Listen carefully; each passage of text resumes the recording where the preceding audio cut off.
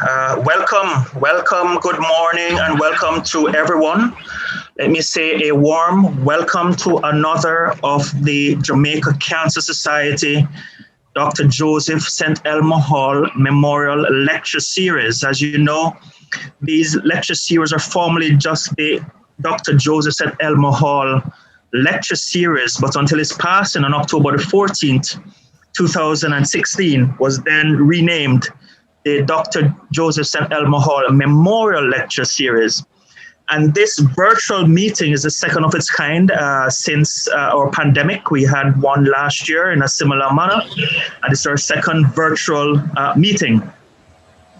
This meeting is done in association with the Baptist Health Miami Cancer Institute, which has played a significant role in the support to the Jamaica Cancer Society. So we thank Baptist Health for that continued support that they have been giving us. We have a wonderful lineup of lecturers, some exciting topics that I hope would stimulate your educational appetite.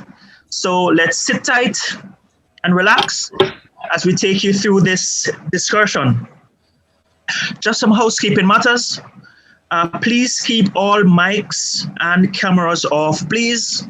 The question and answers will be entertained at the end of each session. And this can be either by raising your hands or posting the questions in the chat group or through the question and answers. I advise you that there are 3 hours of CMEs and these will be sent to you electronically. All right.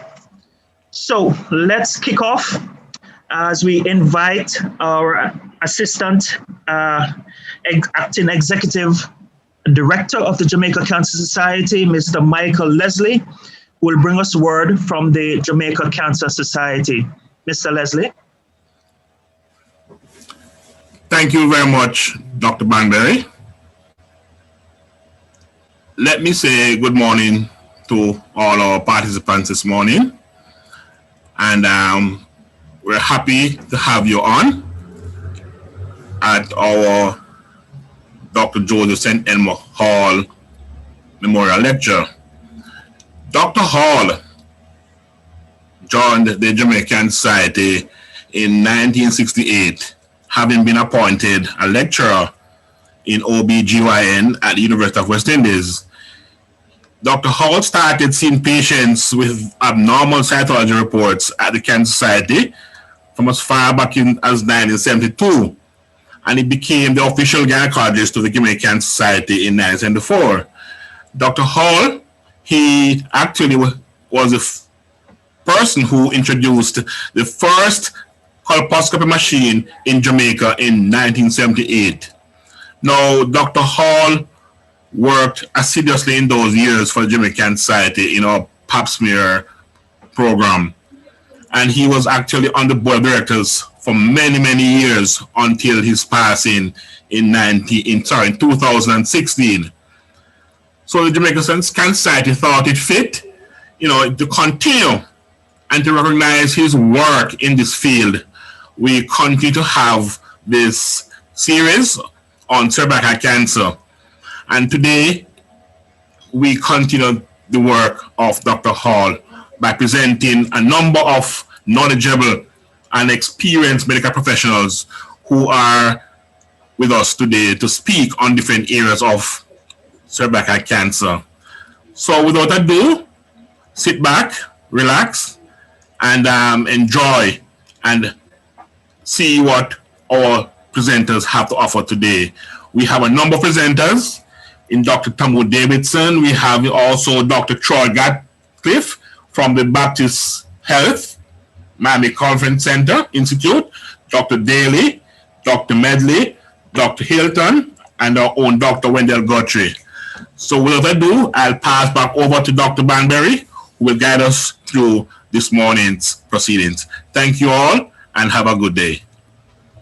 I thank you, Mr. Leslie, for those words from the Jamaica Cancer Society.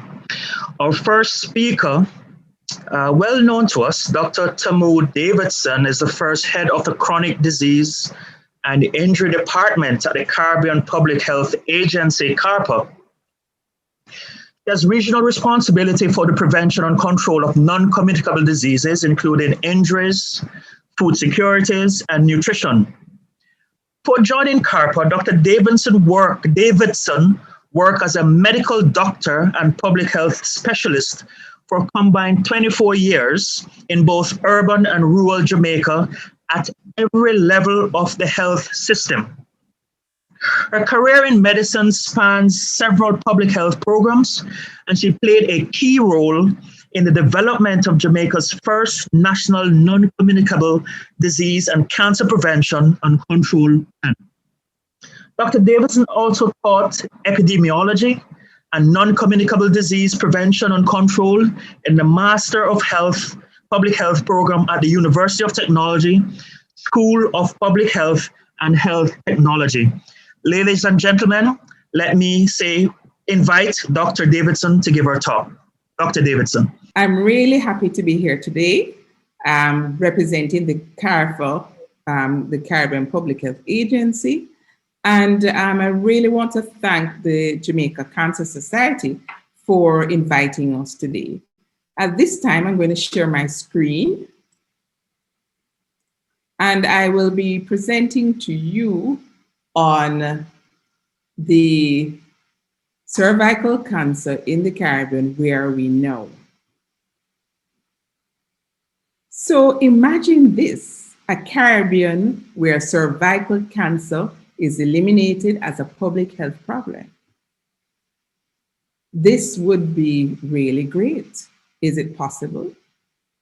Well, on the 17th of November, 2020, the World Health Organization launched the global strategy to accelerate the elimination of cervical cancer as a public health problem.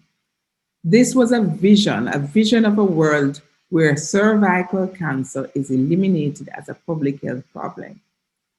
3 key strategies to do that. This plan outlined vaccination, screening, and treatment.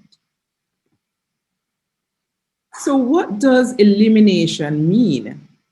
The term elimination as a public health problem is defined as achieving the measurable goal targets set by WHO for a specific disease based on population data. And so this definition doesn't mean totally getting rid of cervical cancer. It doesn't mean 0 cases. So here, WHO shows some key scenarios where if you are looking at new cases for cervical cancer and cervical cancer mortality, what would happen if we did nothing? And what would happen if we use these 3-pronged strategy? So here you can see the red is if we do nothing, and you can see incidence doesn't change and the cases go up exponentially. Whereas if we put in this strategy that has been proposed by WHO for all countries, then you can see a drastic decline in cervical cancer over the next 100 years to 2021. So what is the threshold? And the threshold for elimination is an age-adjusted cervical cancer incidence rate of 4 per 100,000 women years. So for every under that rate, we would achieve elimination. So how do we get there? A 3-pronged approach, doing these 3 things simultaneously. 90% of women identified with cervical cancer disease receive treatment. That's 90% of women with pre-cancer treated and 90% of women with invasive cancer. 70% of women are screened with a high performance test by the age of 35 years old and also again by 45. And 90% of girls fully vaccinated with HPV vaccine by the age of 15 years old. So this is the 90-70-90 strategy. And this should be achieved by 2030. We should be on the road to achieving these targets. And this will take us to eliminating cervical cancer. The first time the world has united around eliminating a cancer, the first to be eliminated. So what is the situation with respect to cervical cancer globally? And here you can see that the Eastern Africa has the highest burden of cervical cancer. And the Caribbean falls somewhere in between in terms of cervical cancer incidence and death. And here you see Malawi. So also notice that most of the countries with the highest burden of cancer, here are those in the low and middle income countries, while high income countries are lower down. So if you compare the Caribbean to the Latin American average, the Caribbean again has a higher average of age standardized rate for both mortality and morbidity with respect to cancer for women. So what is the situation in the Caribbean countries? And as you can see, the burden of cervical cancer varies throughout, with the lowest being in countries such as Martinique and Guadeloupe in terms of both incidence and mortality rates, and high mortality rates in countries like Belize, Jamaica, and Guyana and Suriname. Overall, though, the trend has been, whilst not shown in this chart, there's overall a decline in cervical cancer in the Caribbean. The rates of cervical cancer, however, the incidence rates are highest in women over the age of 35. And so this suggests that we really should be looking at this age group really to address screening in this age group. And the screening should take place much, much earlier. So older women may need to be targeted for screening more consistently. Also, cervical cancer incidence rates, the higher rates, have been associated also with the low Human Development Index. For example, countries like Jamaica, which has a very high incidence rate of cervical cancer and a low Human Development Index. And so that is the socioeconomic component to cervical cancer. So we go back to looking at the threshold for elimination. Again, just to remind everyone, this is the age-adjusted cervical cancer incidence rate. So we're looking at less than 4 per 100,000 women years. And so that is the target that should be in our minds when we're looking at talking about eliminating cervical cancer. So looking at this chart, we see here from a study that was done where you can see that the elimination threshold, which is the bold line 4, below that, no country is in fact in that category. And then if we look at about a rate of 10 per 100,000, which is a dotted line, we only see a country like Martinique and Guadeloupe in that range. All the Caribbean countries are certainly much higher. So none of the countries here are really on track yet to the elimination rate. So really, we have a long way to go towards achieving that target. But this target is achievable with what we know is available now to us in terms of technology and what is available in terms of best practice. And so only Martinique and Guadeloupe are closer to this target for elimination. So the question now is, how do we get there? So now we're going to examine each of these targets and we're going to look at where we are with respect to them. The first target we'll look at is that of girls fully vaccinated with HPV vaccine by the age of 15 years. And here on this diagram, it shows you the trend in terms of adoption of HPV vaccination international programs. And as you can see, Bermuda was in fact the first country in the region to introduce HPV vaccination. And then we have Guadeloupe, followed by Cayman, then Trinidad and Tobago. And then we have countries like St. Martin, Sable, Suriname adopting it in 2013, followed by Aruba and Barbados. Then in 2015, Bahamas and Bonaire. And then we have in 2016, Anguilla and Belize, Jamaica and Montserrat, and St. Vincent and Grenadines in 2017, and then Antigua and Barbuda in 2018. And this was followed by, in 2019, Dominica, Grenada, Turks and Caicos, Virgin Islands, and St. Kitts and Nevis. So in the Caribbean region, most of the countries, in fact, have introduced HPV vaccination into their program for girls, and some also have expanded to include boys. And here you see Haiti is not on this list, and Haiti is one of the few exceptions where a vaccination program is not in place. In fact, the entire region of the Americas has the highest rate of HPV vaccination included in their coverage. So about 80% of countries in the Americas, in fact, have HPV vaccination as a part of their routine immunization.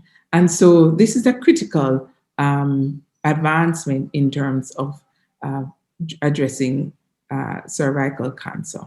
So here just shows you the HPV vaccination program coverage. Of course, here you can see that the coverage is really, this is an area where we really need to improve on. Here, if you're able to see the red arrow, you'll see Jamaica. And here for 2019, that coverage for the first dose was 9%. And so what is important now, so having now introduced this in our program, one of the major challenges we have is actually increasing the coverage to an acceptable level. So now let us look at the second prong, and that is 70% of women are screened with a high performance test by 35 years of age, and again by 45 years of age.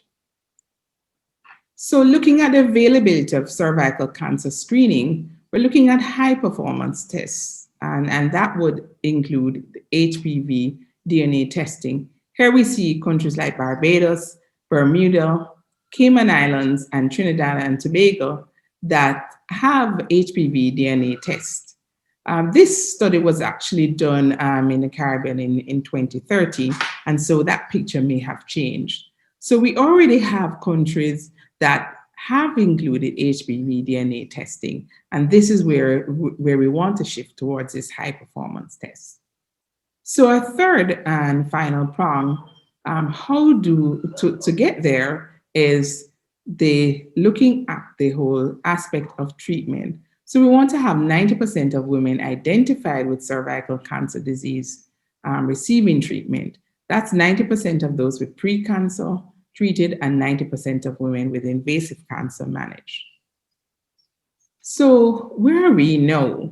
And when we look at the availability of cancer treatment and palliative care, we know we do have surgical treatment that's widely available.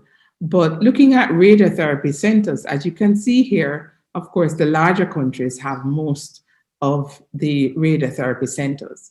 But countries like Belize, St. Lucia, St. Kitts and Nevis, St. Vincent and the Grenadines do not. And often those persons have to access treatment off island in other Caribbean islands or in the US or other countries. So here also we see that with respect to palliative care, a few countries have, it's generally available. However, we do need to have palliative care everywhere, at least in most countries. And so this is an area that would need to be addressed. In terms of coverage, this data was not available for this aspect.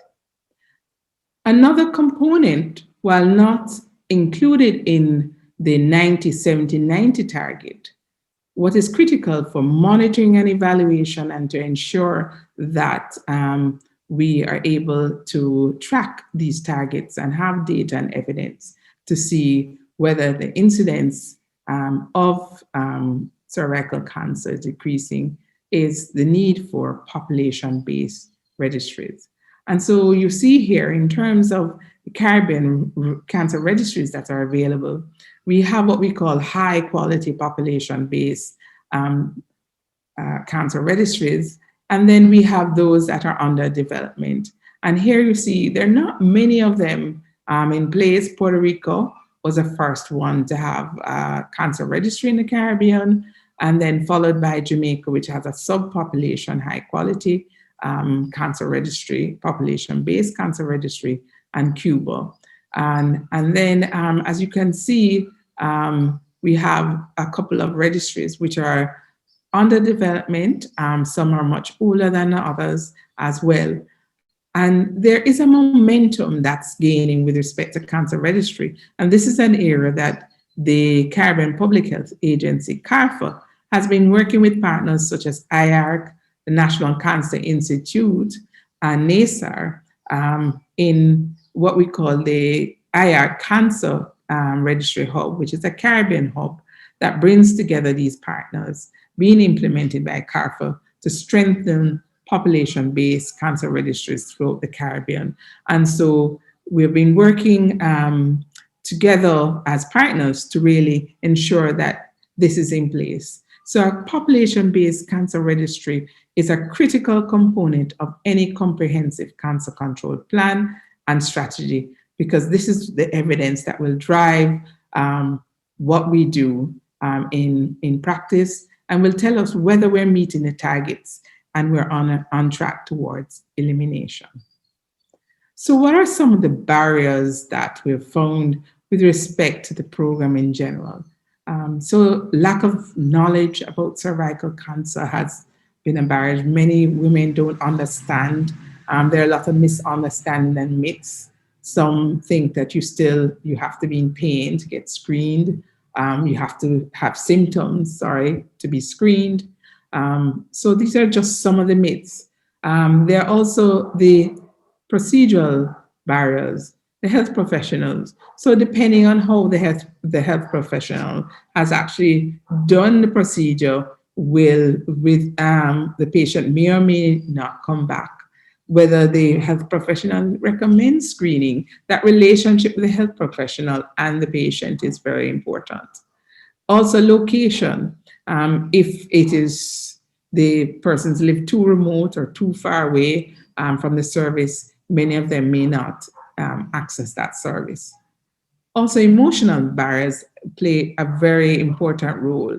This is very often I've heard many women say the fear of pain is going to be hot, it's going to be painful. And this is the pap smear technique that we have been using for some time.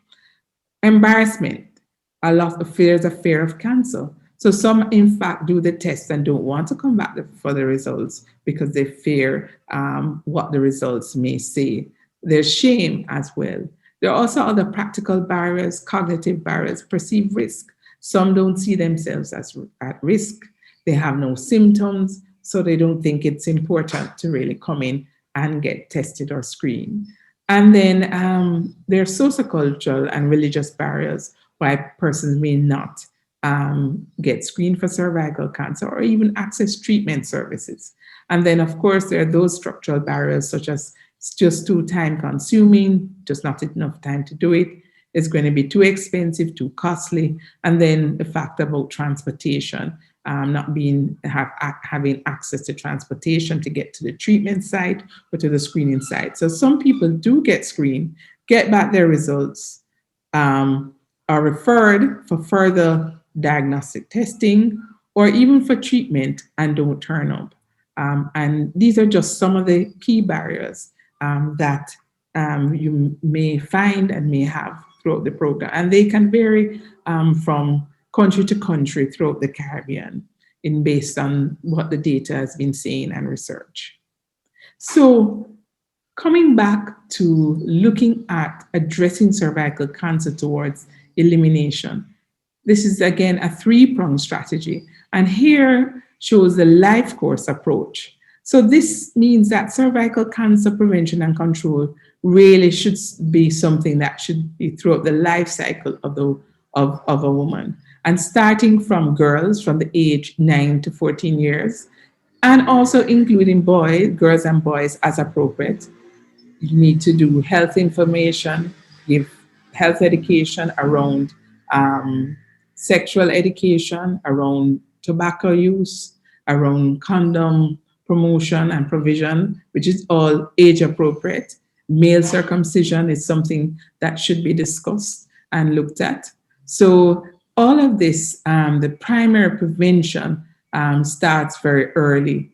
And then, of course, vaccination is a key component of that to prevent HPV infection. And it's best given early, before sexual debut is the best time to actually give the HPV vaccination. And you will hear more about that in the program today from one of your presenters. So right through the life cycle, the next stage is a secondary prevention, and that looks at screening women greater than 30 years of age with a high performance test equivalent to or better than HPV testing, followed by immediate treatment or as quickly as possible of precancerous lesions. And what is important here is to really look for the test that will reduce the amount of times that that woman has to come back for contact with the service. So ideally, it's a screen and treat where you would just have one contact, but reducing it to at least one or two contacts, where the traditional pap test, there may be several times that the woman has to come back. And as mentioned before, there are several barriers to actually accessing or coming for services. And so you want to reduce the frequency of those contacts.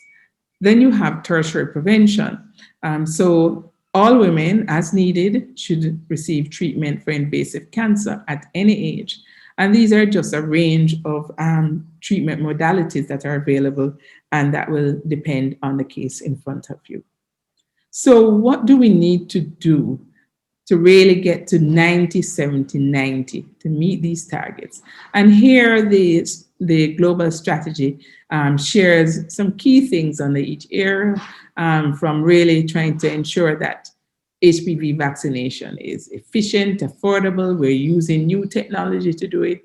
And we ensure that as a part of it, because there are lots of myths around vaccination, is to ensure that we do social mobilization, working with communities, working through civil society, NGOs such as the Jamaica Cancer Society, to really educate persons around vaccination, and targeting parents, teachers, girls, and the churches. So all the different community groups to raise awareness about HPV vaccination.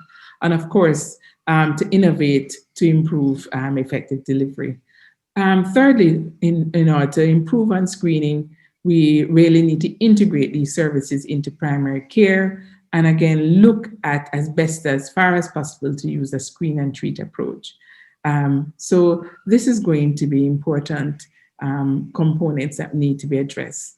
In terms of treatment, we need to ensure that we have a competent workforce that's able to give treatment at all levels of care, and that the patient can move through all levels of care through established referral pathways that are all linked. So moving from primary to secondary care, moving through the different services that are required. And we need to increase on the pathology and surgical capacity, and improve access to radiotherapy and chemotherapy. So these are just some of the areas that we'll need to address. And all of this is done in the context of health system strengthening. So these are some proposed modules of care, of delivery. So at a policy level, we need to make a decision as to moving to this high performance test of HPV screen and treat algorithm. What will be the approach that we'll decide from a policy level that we can implement, which is sustainable and will help us to move towards elimination. And here's just an example of looking at HPV testing in that context. And then we need to look at implementing a plan to do that. You see on figure B, the service delivery plan shows you how you could scale up this implementation in the context of a health system, coordinating this care, looking at from the community level, the primary healthcare level, where we're looking at a primary health center and clinic, the lab to tertiary referral center, and to the health information system that will capture this data. And this is just a model proposed by the author Patty and Gravit et al., looking at how to deliver this proposed service delivery in the context of eliminating cervical cancer.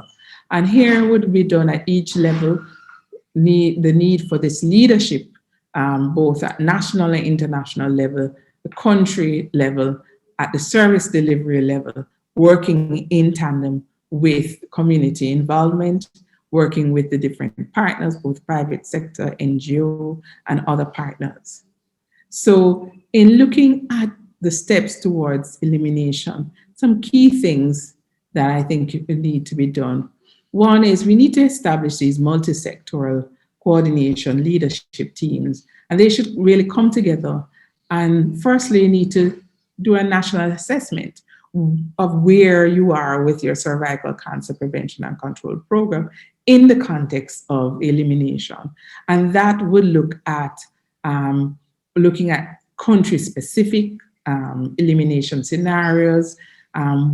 What if we decide to put in the resources to get to elimination? What is required?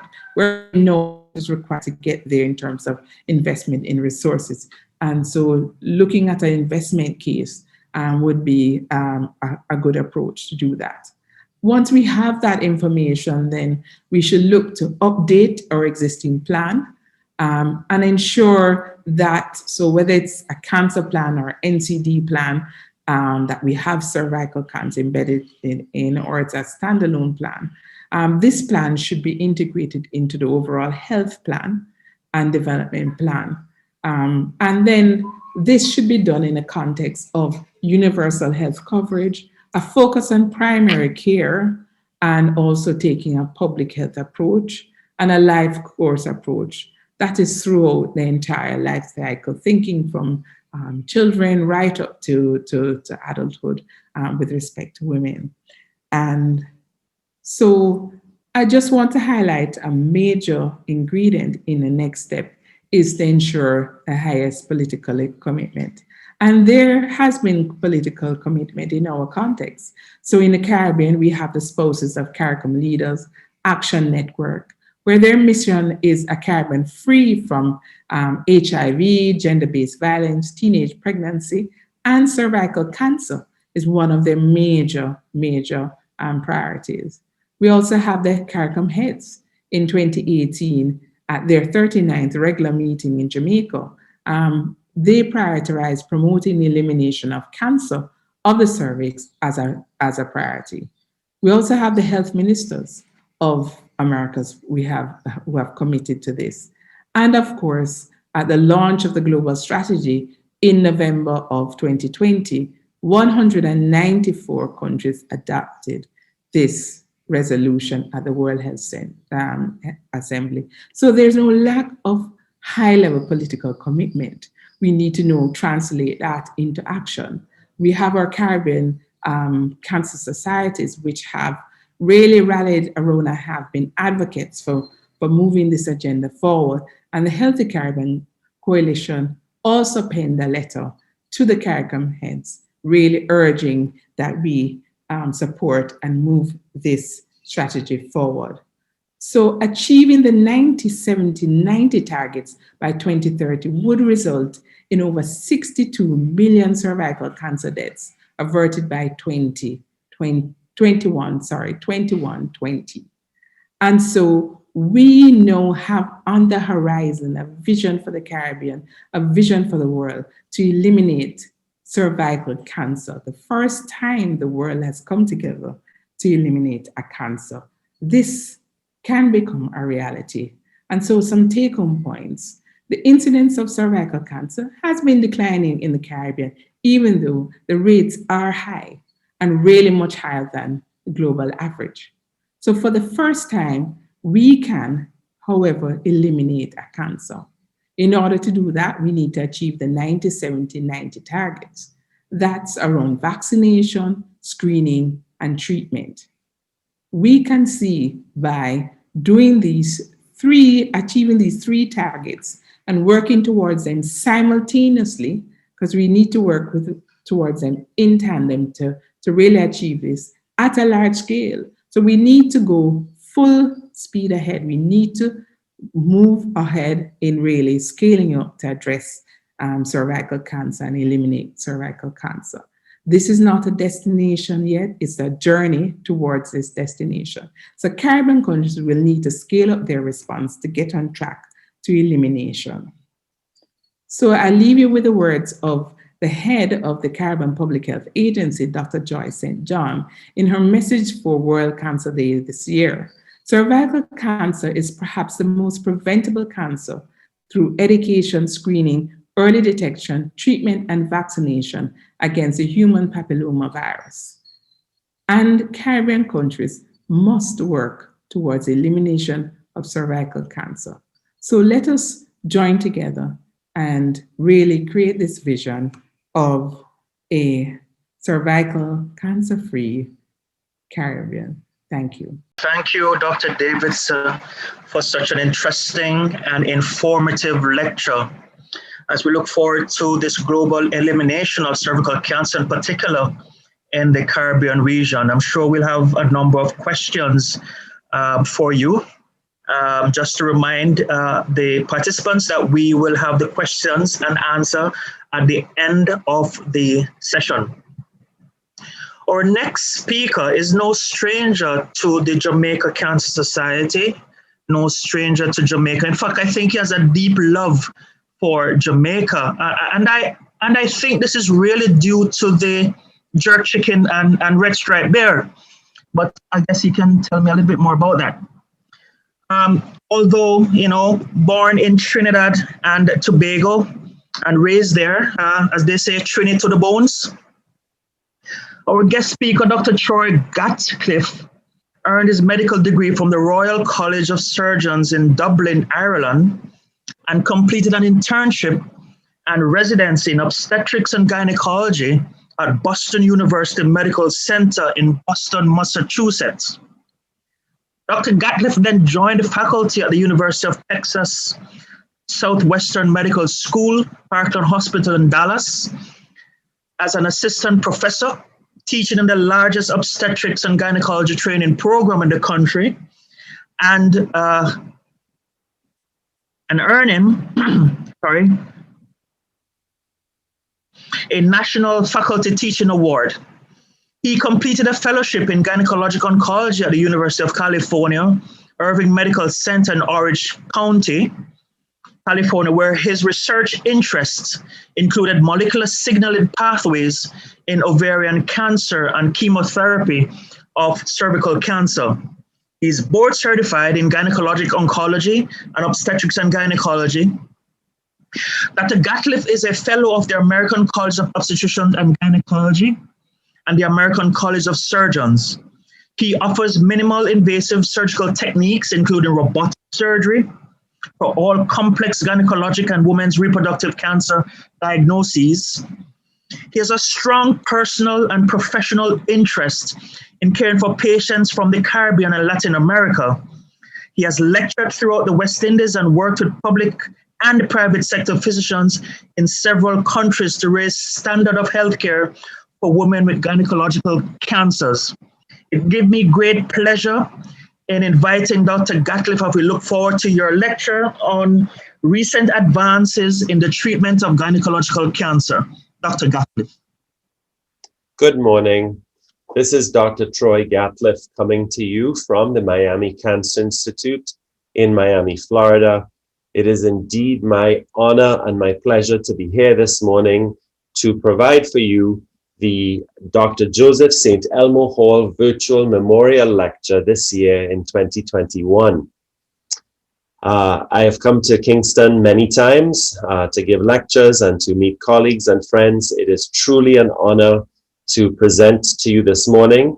As many of you know, and you can probably now hear, I myself am a Trini, born and raised in Trinidad with lots of family still back at home. So it's very, very special for me to be here with all of you this morning. I'm going to start sharing my screen, and this morning's lecture is going to be about recent advances in the treatment of ovarian cancer. We're going to discuss two important developments within the field of ovarian cancer within the last 5 years. We're going to discuss HIPEC, heated intraperitoneal chemotherapy, and also maintenance treatment with PARP inhibitors. By way of introduction and overview, ovarian cancer presents most often as high-grade serous ovarian cancer, 80% of the time in late advanced stage 3 or stage 4. 15% of ovarian cancers have a germline mutation in either the BRCA1 or BRCA2 gene. As everybody is aware, the initial management of ovarian cancer consists currently of primary debulking surgery, followed by chemotherapy with carboplatin and paclitaxel. If primary debulking surgery is not feasible, neoadjuvant chemotherapy is given for approximately 3 to 4 cycles, followed by interval debulking surgery, followed by more chemotherapy. Thankfully, the majority of women respond to this treatment strategy. However, unfortunately, the majority of patients will indeed recur. Currently, there are well-performed and well-reported studies that suggest that the origin of ovarian cancer may indeed originate from the fallopian tube as a stick lesion formed with an abnormal p53 gene mutation. The current state of screening in gynecologic cancer, as most of you are well aware, there is great screening in cervical cancer. However, in ovarian and uterine cancers, we currently have no viable studied treatment strategies. In the United States, in my population, here where I practice, the state of ovarian cancer in 2021, we estimate that there will be approximately 23,000 new cases of ovarian cancers and sadly 13,000 to 14,000 deaths. Ovarian cancer is currently the 5th most common cause of death in women in the United States. Ovarian cancer is a peritoneal surface malignancy that is a marginless cancer, as I often discuss with my patients. Ovarian cancer spreads by sloughing off of the primary site, and cells travel throughout the abdominopelvic cavity, and metastatic tumors most often occur on the peritoneal surfaces and on the omentum. There is a rationale for giving intraperitoneal chemotherapy for ovarian cancer. Chemotherapy given intravenously travels through the blood vessels and will attack the tumor from the inside. However, intraperitoneal chemotherapy given into the cavity of the abdomen and pelvis results in very high concentration of anti-cancer agents on the outer layer of the tumor itself, thereby causing high drug levels exposures, direct exposures to the tumor. Multiple phase 3 trials have been conducted in the space of intraperitoneal chemotherapy, and in 2006, the NCI here in the United States, based on the results of GOG 172, issued a statement that said that the preferred treatment of ovarian cancer would include intraperitoneal chemotherapy. Interestingly, this has not become widely adopted here because of the difficulty of getting through intraperitoneal chemotherapy by patients themselves. However, the data is irrefutable that the use of intraperitoneal chemotherapy with both intraperitoneal cisplatin and intraperitoneal paclitaxel confers a survival advantage. The rationale for giving HIPEC or heated intraperitoneal chemotherapy at the time of surgery is as a result of the following. There is a survival benefit in favor of giving IP regimens based on the data that I just presented in the slide previously. There are no barriers of postoperative adhesions in the intraoperative phase for giving HIPEC, since we are at that time currently in the abdomen during surgery.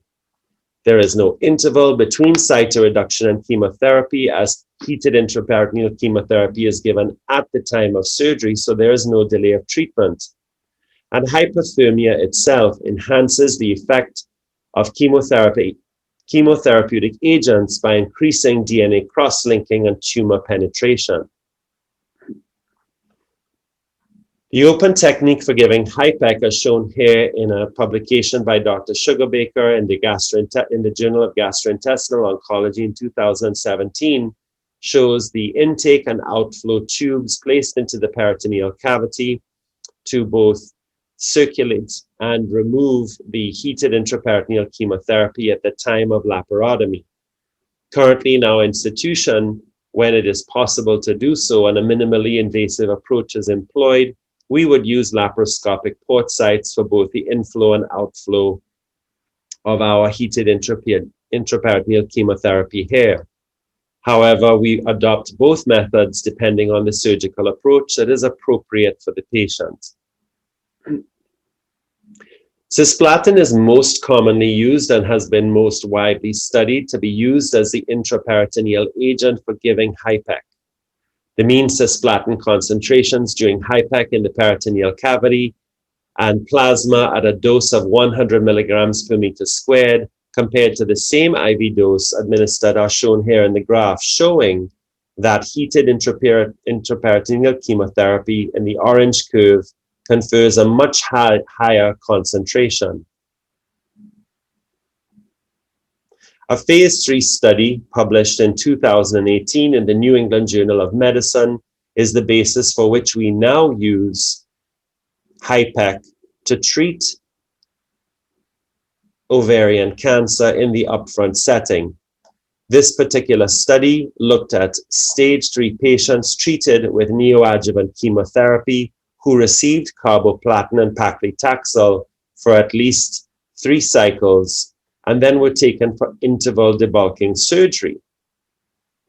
At the time of interval debulking surgery, the study randomized patients to 2 groups, one who would receive HIPEC with cisplatin and the other who did not. Following the interval debulking surgery with or without HIPEC, patients then went on to receive 3 additional cycles of chemotherapy. As reported in this study, 122 patients received HIPEC and 123 patients did not. The progression-free survival hazard ratio for those who received HIPEC was 0.68, and the overall survival hazard ratio was 0.67, showing that there was a significant survival advantage for receiving HIPEC at the time of interval cytoreduction.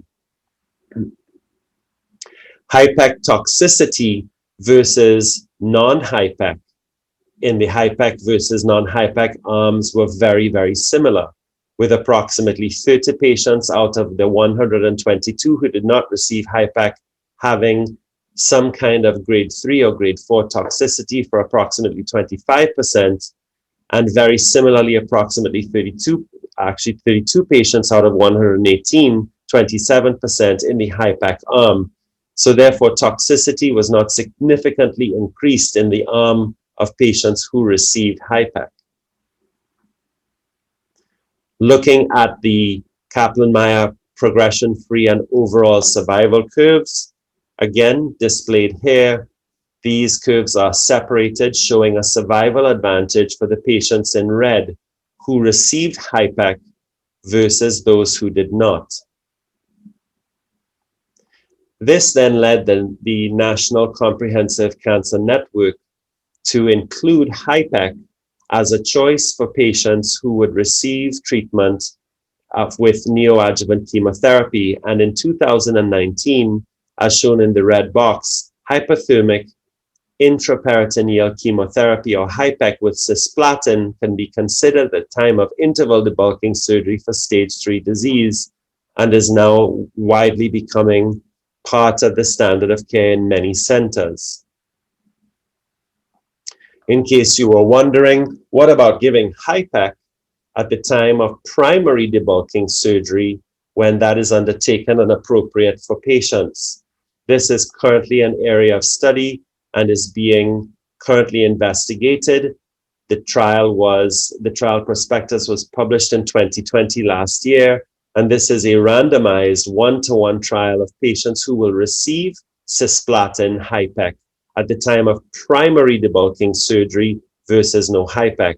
And we would eagerly anticipate these results in the future to see whether HIPEC would move into the primary debulking surgery arena. In the time of recurrent ovarian cancer, several studies have shown that HIPEC may be of benefit. Most recently, colleagues at the Memorial Sloan Kettering in New York looked at using carboplatin at the time of secondary cytoreduction for recurrent ovarian cancer. However, they failed to show a survival benefit for giving HIPEC at this time. In conclusion, pharmacokinetic data shows that there is an advantage and confirms that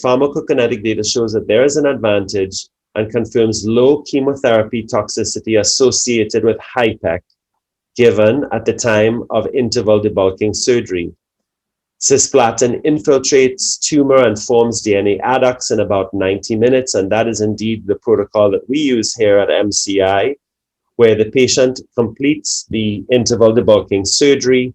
We place the catheters for the circulation of HIPEC, and the HIPEC itself with cisplatin is circulated for approximately 90 minutes at a temperature of 42 degrees Celsius.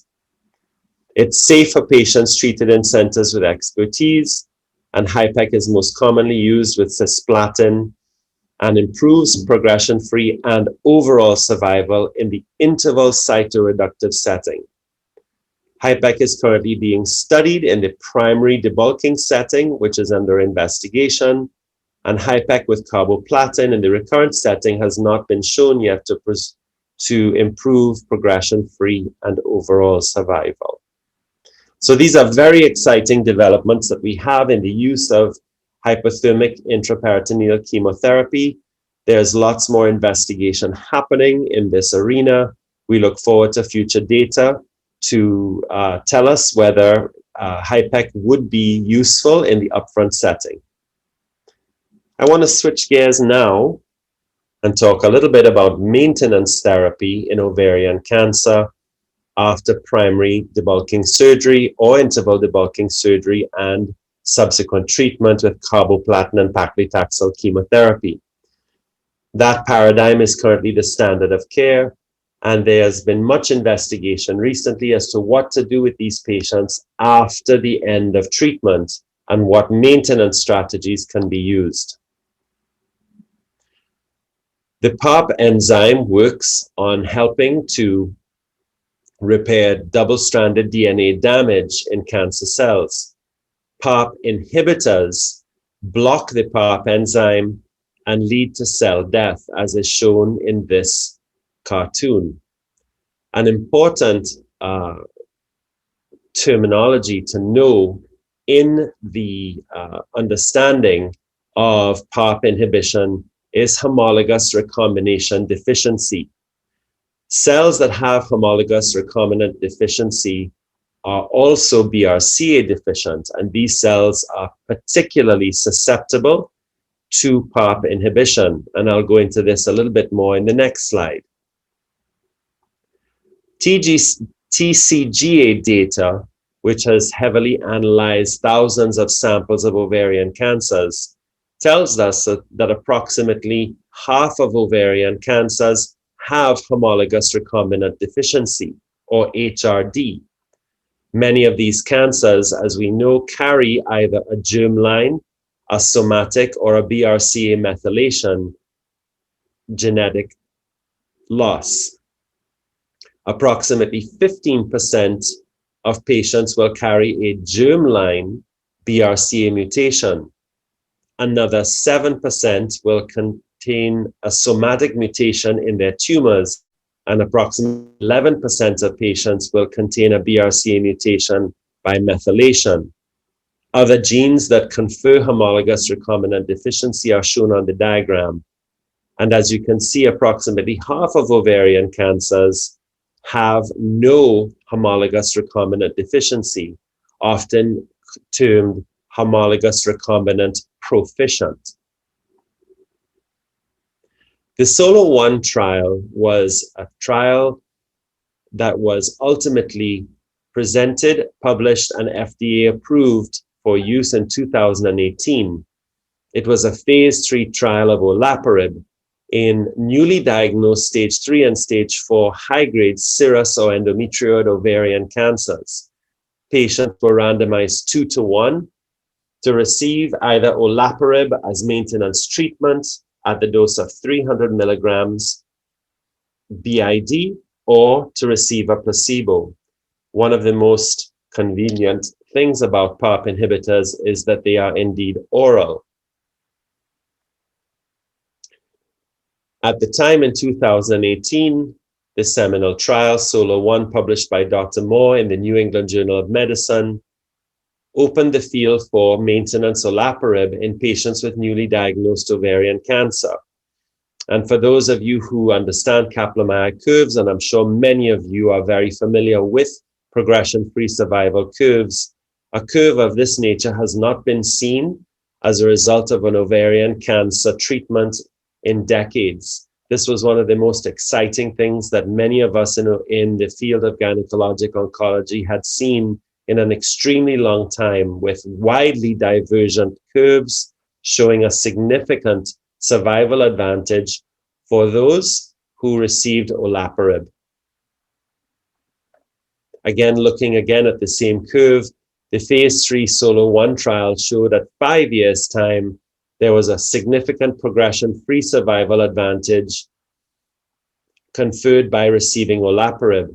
The median treatment duration for olaparib was approximately 2 years, and the median PFS for those who received olaparib was 56 months versus 13 months in the placebo group, conferring an approximately 42-month survival advantage with a hazard ratio of 0.33. This was extraordinary and extremely exciting for all who had been studying PARP inhibitors and moving these drugs up from the tertiary and secondary line into the primary setting. The PAOLA-1 study, which was also a phase 3 study, looked at the inclusion of olaparib with bevacizumab in patients with newly diagnosed advanced ovarian cancer. The PAOLA-1 study looked at patients who had undergone surgery followed by platinum and taxane-based chemotherapy who had received at least 3 or more cycles of bevacizumab, a vascular endothelial growth factor inhibitor, receptor inhibitor, well known in the treatment of ovarian cancer by this time. Patients were randomized 2-to-1 to either receive olaparib with bevacizumab or placebo with bevacizumab. In the PAOLA-1 study, as we know from the TCGA data, approximately half of the patients had either HRD negative or HRD unknown status. Almost half of the patients were HRD positive or had a somatic or tumor BRCA mutation. In the intention to treat analysis, the progression-free survival was significantly different with a hazard ratio of 0.59, with the two curves being very divergent here. The top curve of olaparib plus bevacizumab conferring a survival advantage of 22 months versus a progression-free survival of 16 months. Now, when we broke out the subgroups and looked particularly at those that were HRD positive, including those that had tumor-mutated BRCA mutations, the survival advantage was even higher. And for those that excluded, and in the subgroup that excluded the tumor mutated BRCA genes and were just HRD positive, there was also a significant survival advantage.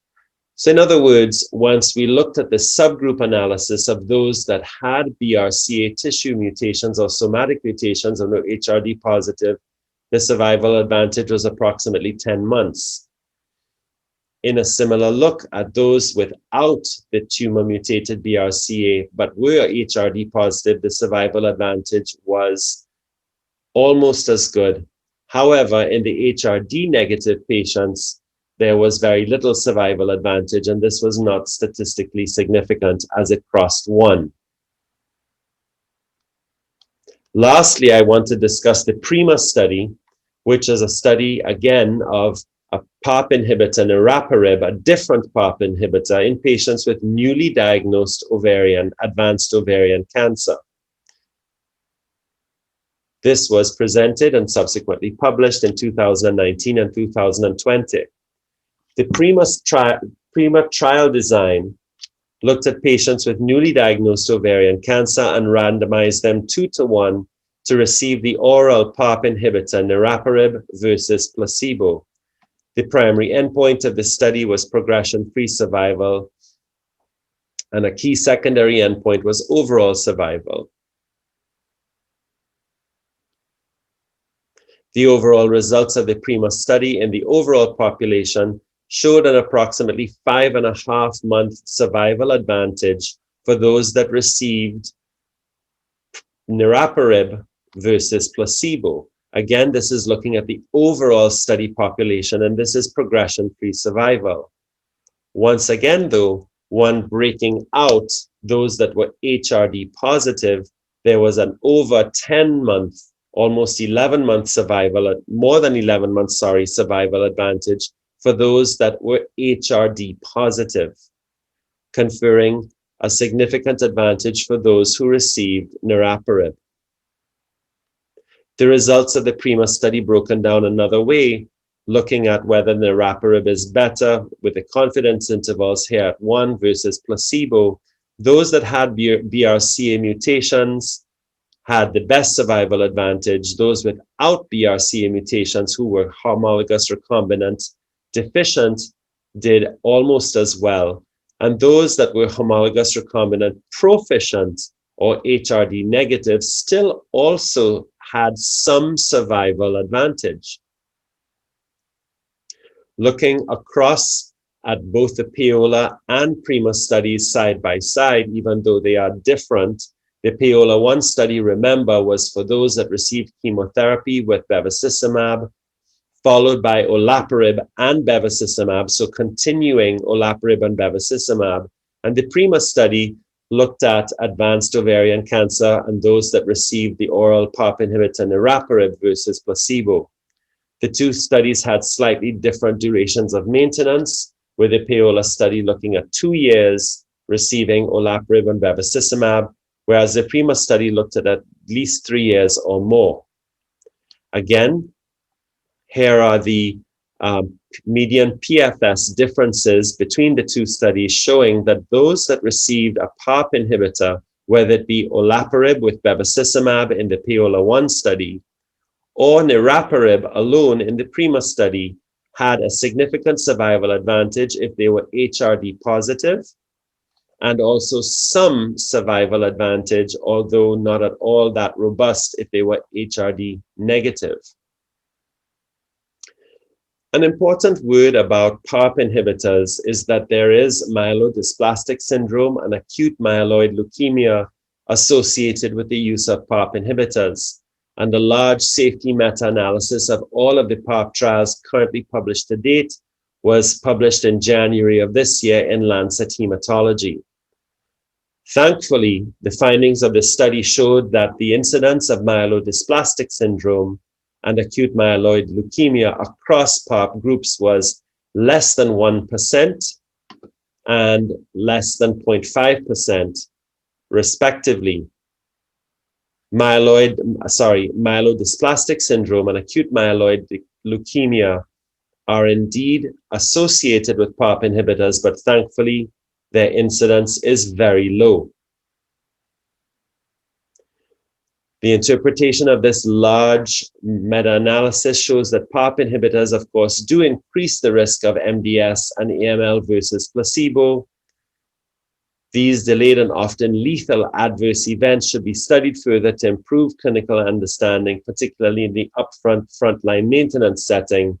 But given their extremely low incidence, most patients will never experience these two very important side effects.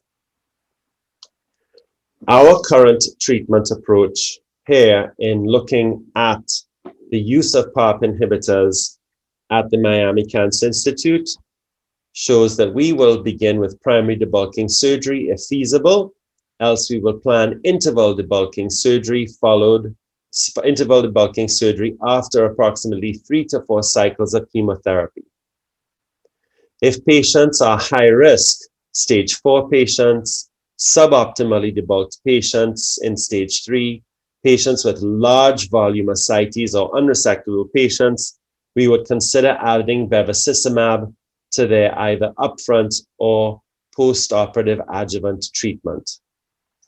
What we do then is check whether the patients have a germline or somatic BRCA mutation very early on by performing both a germline study on the patient's genes themselves and also sending the patient's tumor for somatic germline tissue mutations.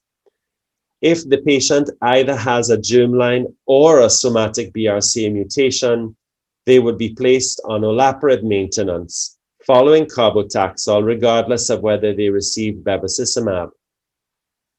If the germline or somatic BRCA mutation analysis is negative, we then go ahead to check the patient's HRD status as discussed earlier on. Currently, the standard for doing this is the Myriad MyChoice CDX assay. If the patient is HRD positive, we would then give niraparib maintenance after completion of carboplatin and paclitaxel. If the patient is HRD negative, we know from the PRIMA study that there would still be some small survival advantage for these patients, although whether it is indeed worth it given the cost of this medication, most practitioners may consider doing nothing at all and just observing the patient. This brings me to the end of the 2 parts of my talk, one half on heated intraperitoneal or hypothermic intraperitoneal chemotherapy and current maintenance strategies for PARP inhibitors after primary treatment in ovarian cancer. My contact information is listed here on this slide. I'd be more than happy to entertain emails or any questions that you have, and there is my email, tgatcliffe@baptisthealth.net. Many of you probably know Kathleen Tuitt, who is the country manager for the English-speaking Caribbean. Kathleen's telephone number is listed there, and similarly, she is kathleen.t@baptisthealth.net. If you wish to refer a patient to the Miami Cancer Institute, there is a 24-hour 786-596-2373 hotline for coordination of care, or you can go to our website, baptisthealth.net international, or email us at international@baptisthealth.net.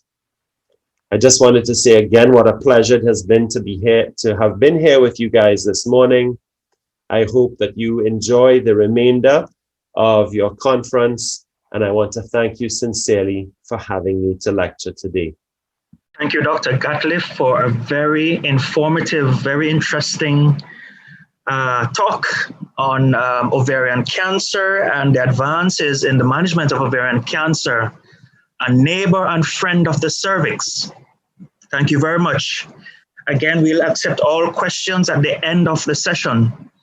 I should also advise you that you should have this webinar available to you on the JCS website. For those who are asking, the webinar should be available to you on the JCS website. Okay, moving along, our next speaker is Dr. Christopher Daley. Dr. Daley is a graduate of the University of the West Indies, Mona, where he underwent his undergraduate training and achieved the Bachelor of Medicine and Surgery, from the Medical Science Unit at the University of the West Indies. He also completed his Doctor of Medicine in Obstetrics and Gynecology at the University of the West Indies, and after which he went on to as a consultant at the Falmouth Public General Hospital. Dr. Daley is currently pursuing a fellowship in gynaecology at the University of the West Indies, Mona. And I should add that Dr. Daley has special interest outside of medicine, and you can see lots of his works, visual and creative artwork on his IG page at Daily Art 876. So if you have an interest, you can look at some of his creative work that's done there. So Dr. Daley will be speaking to us on cervical cancer in the young woman, and we look forward to his talk. Dr. Daley. I'd like to thank the Jamaica Cancer Society for having me, and I'm going to share my slides. So a brief outline of the presentation will be covering overview of the statistics, the pathophysiology of HPV infection, screening, management, and our future directions. So the Jamaica Cancer Registry was established in 1958 to record the incidence of cancer in Jamaica. The population base of the registry has been newly diagnosed cases of Kingston and St. Andrew. In a 13-year review in 1958 to 1970, the annual incidence of cervical cancer was 33 per 100,000. At the time, the third highest incidence of cervical cancer among countries who had a registered registry. So the peak incidence of cervical carcinoma was of the 7th decade of life. The peak occurrence, however, was of the age group 50 to 54, with a significant burden of disease in women aged 35 years and younger, with the age group 30 to 35 approaching the annual average. Prior to this study, it was traditionally believed that the mean average age specific incidence was comparatively 10 to 15 years younger compared to that of our North American and European counterparts. This disparity, however, may be explained by underrepresentation of the elderly population prior to the establishment of the registry, especially in underserved areas. Now, the Jamaica Cancer Registry has since issued 5 yearly reports. When we reviewed the 1988 to 1992, you notice that the peak incidence was that of the 65 to 70 age group. And for the young, which is less than the 35 years, highlighted in red, the greatest incidence was that of the 30 to 35 age group category, with a 29.4 per 100,000, followed by 25 to 30 age group, with an incidence of 7.1 per 100,000. This trend continued with the 1993 to 1997, with a moderate increase within the 25 to 30 age category from 7.1 to 10.2 per 100,000. For the ensuing period of 98 to 2002, of note, there were 7 reported newly diagnosed cervical cancer cases for patients who were younger than 24 years of age. The 2003 to 2007 average incidence, the peak incidence was at a slightly younger age of those in the age group of 50 to 55. And finally, the review from 2008 to 2011 showed the lowest age standardized rate compared to previous registries across most age categories. And what we have learned is that the incidence of invasive cervical cancer continues to fall. However, the average incidence of cervical carcinoma for women, especially less than 35 years of age in the young, has remained relatively constant, with the exception, of course, of 2008 to 2011. So what is the pathophysiology of this disease of cervical carcinoma? Now, most human papillomavirus infections are harmless and clear spontaneously, but persistent infection with HPV, especially of the oncotype type 16, can cause cancer of the cervix. And this may occur in 4 stages, really. The first stage is infection of the metaplastic epithelium at the cervical transformation zone. The second is viral persistence. The third is progression to cervical precancer. And finally, to invasion. This diagram is a simplified schematic representation of the role of HPV in carcinogenesis. There is HPV integration and activation of the oncogene, and in particular, the E6 oncoproteins bind to cellular tumor suppressor protein p53, resulting in degradation and inhibition of apoptosis. E7 proteins binds to retinoblastoma protein, which results in replication of the enzyme gene overexpression and to cell proliferation and immortalization of cells.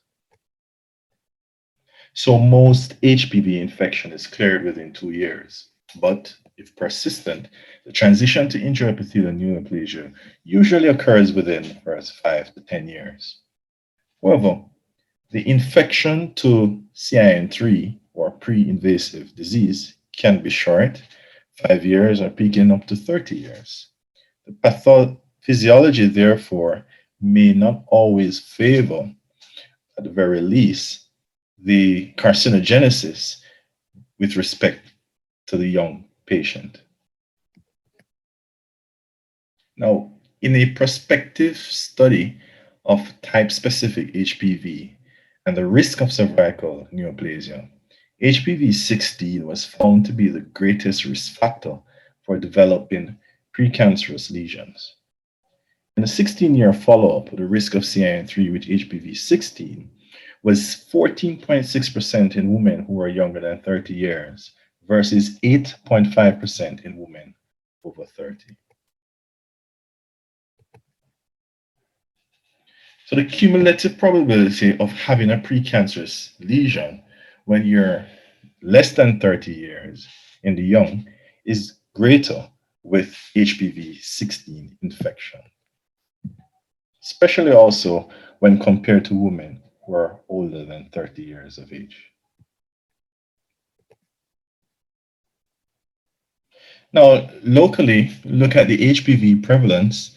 The highest prevalence was among sexually active young women between the ages of 16 to 19 years of age.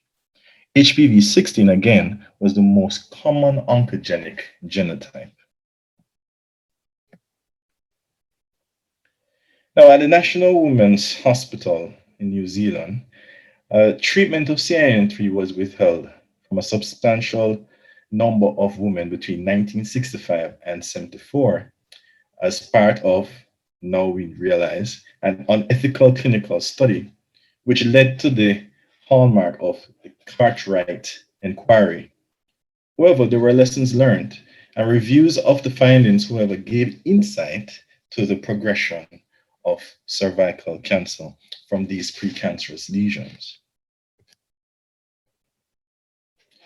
Of the women that were managed only by punch or wedge biopsy, the cumulative incidence of invasive cancer of the cervix or the vaginal vault was 31.3% within 30 years versus 0.7% for those who had adequate treatment.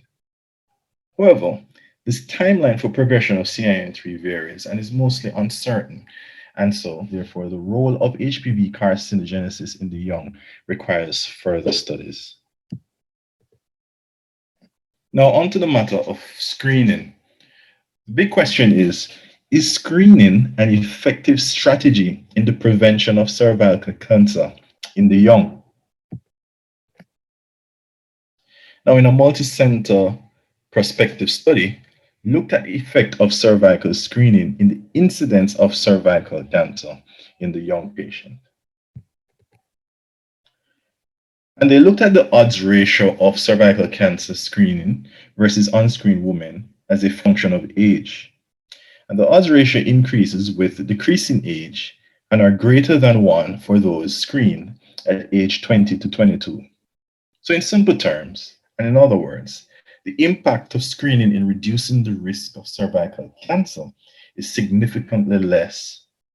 Thus, screening at ages 20 to 24 has no detectable impact on cervical cancer rates for ages 25 to 29. That is, for patients who are younger than 30 years. This formed the logic of a worldwide initiative to increase the screening range from 21 to 25. So we have to consider what we call a length bias, whereby most cases of cervical intraepithelial neoplasia grade 3 detected will be slow growing and could be safely left for several years. But the rare cases that are progressing rapidly would probably be missed, and cervical cancer in the young occurs in spite of screening.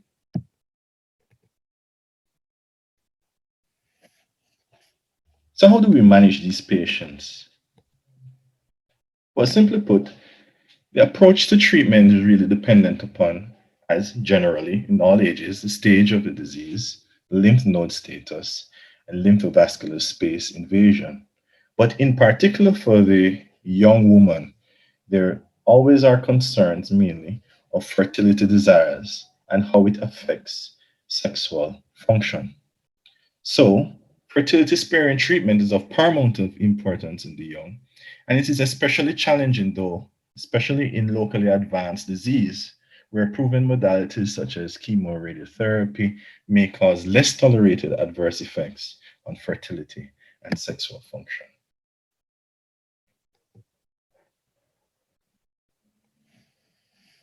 So early microinvasive disease is treated with conization or trachelectomy, that is the removal of the cervix with preservation of the womb. And often, if the patient is desirous of future fertility, the placement of a cerclage. Now, if intraoperative assessment shows positive lymph nodes, either by frozen section, or if you feel that the clear resection margins are not possible, then fertility sparing therapy is abandoned and the patient is referred for chemoradiotherapy. Lymph node staging is achieved either by sentinel node sampling or nodal dissection.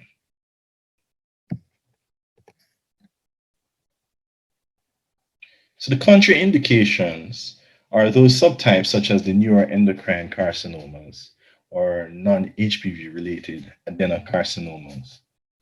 If nodal involvement, or if there are positive margins, or if the lesion is greater than 2 centimeters. So therefore, in patients where cervical cancer has spread to the parametrium or more, then chemoradiotherapy is the preferred choice. Now, consideration, of course, of the side effects, especially as it relates to sexual function, fertility, and body image. So we have already demonstrated a higher prevalence of certain oncogenic strains, such as HPV-16, to explain precancerous lesions in the young. The question is, can this be extrapolated to explain the development of carcinoma in the very young patients that otherwise may not be explained by HPV carcinogenesis? So we need to do a review of the characteristics of cervical carcinoma in this unique group of patients. And of course, we need to know what is the ideal age for screening, or is screening even effective in an era of vaccinated women? We also need to look at novel approaches for the primary prevention of cervical carcinoma in the young woman. and of course, look at a national cancer registration database, the incidence categorized by age group. Thank you very much. Thank you, Dr. Daley. A very eye-opening and interesting topic. At this time, I'd like to invite all our speakers or panelists, if you can turn your mics on, your cameras on, as we have some questions for you. We have 10 minutes for questions and answer. I think there's a question for you, Dr. Davidson. This is a question from Mr. Clement Officer, or Dr. Clement Officer. How beneficial is HPV in elderly women? In older women? Elderly. Huh? In the elderly women, yes. Okay, I saw older. Fine, sorry. It should be old, yes, sorry. Yes. Older women. Older women. Yes, so the vaccine older women can derive benefits from taking HPV vaccine as long as they have not been infected with the type that is covered by the vaccine. So you have different types of vaccines. You have the 9-valent, you have the quadrivalent, and bivalent. So for example, if she's been infected by one type and the vaccine covers other types, she would be protected for the other types of HPV. But the vaccine itself does not treat or clear HPV infection itself if you've already been infected. So they can derive some benefit. However, just a word of caution, of course, each country has to decide the resources that they have, and the primary target still remains children between the ages of 9 to 14, and that's dependent on the country as well, what age they will start in that range. Vaccinating, you just don't want to divert resources. So if you don't have enough resources to provide the vaccine to the primary target population, you want to still prioritize that group. So similar to how we have done with the COVID-19 vaccine, we started with a priority group, we didn't give it to everyone. So you have to really look at your resources, the cost effectiveness of this. But certainly older women can derive some benefit and can have lifelong immunity as long as they're not infected with HPV. So it will cover for the HPV, that infection, that types that they're not being infected with. And just to say, in the US, the vaccine has been approved for administration for persons up to 45 years old, both men and women. This again is for you, Dr. Davidson. Since the HPV is PCR based and many countries have been able to employ PCR testing for COVID, as a region, are we looking at low cost HPV assays to overcome the limitations due to the cost? So I know that under the PAVO revolving fund, they have been identifying low-cost HPV testing. So the PAVO revolving fund, countries have access to this throughout the region, and this offers these diagnostic tests at a lower cost, a more affordable cost to member states. And so they have been identifying low-cost testing that can be utilized or accessed by member states. So I know that is in progress. Okay. So member states can access this revolving fund. It's a question for Dr. Gatcliffe. As it relates to those advances in the management of particularly ovarian cancer in the Caribbean, HIPEC in particular, how do you see the feasibility of those treatments in the Caribbean?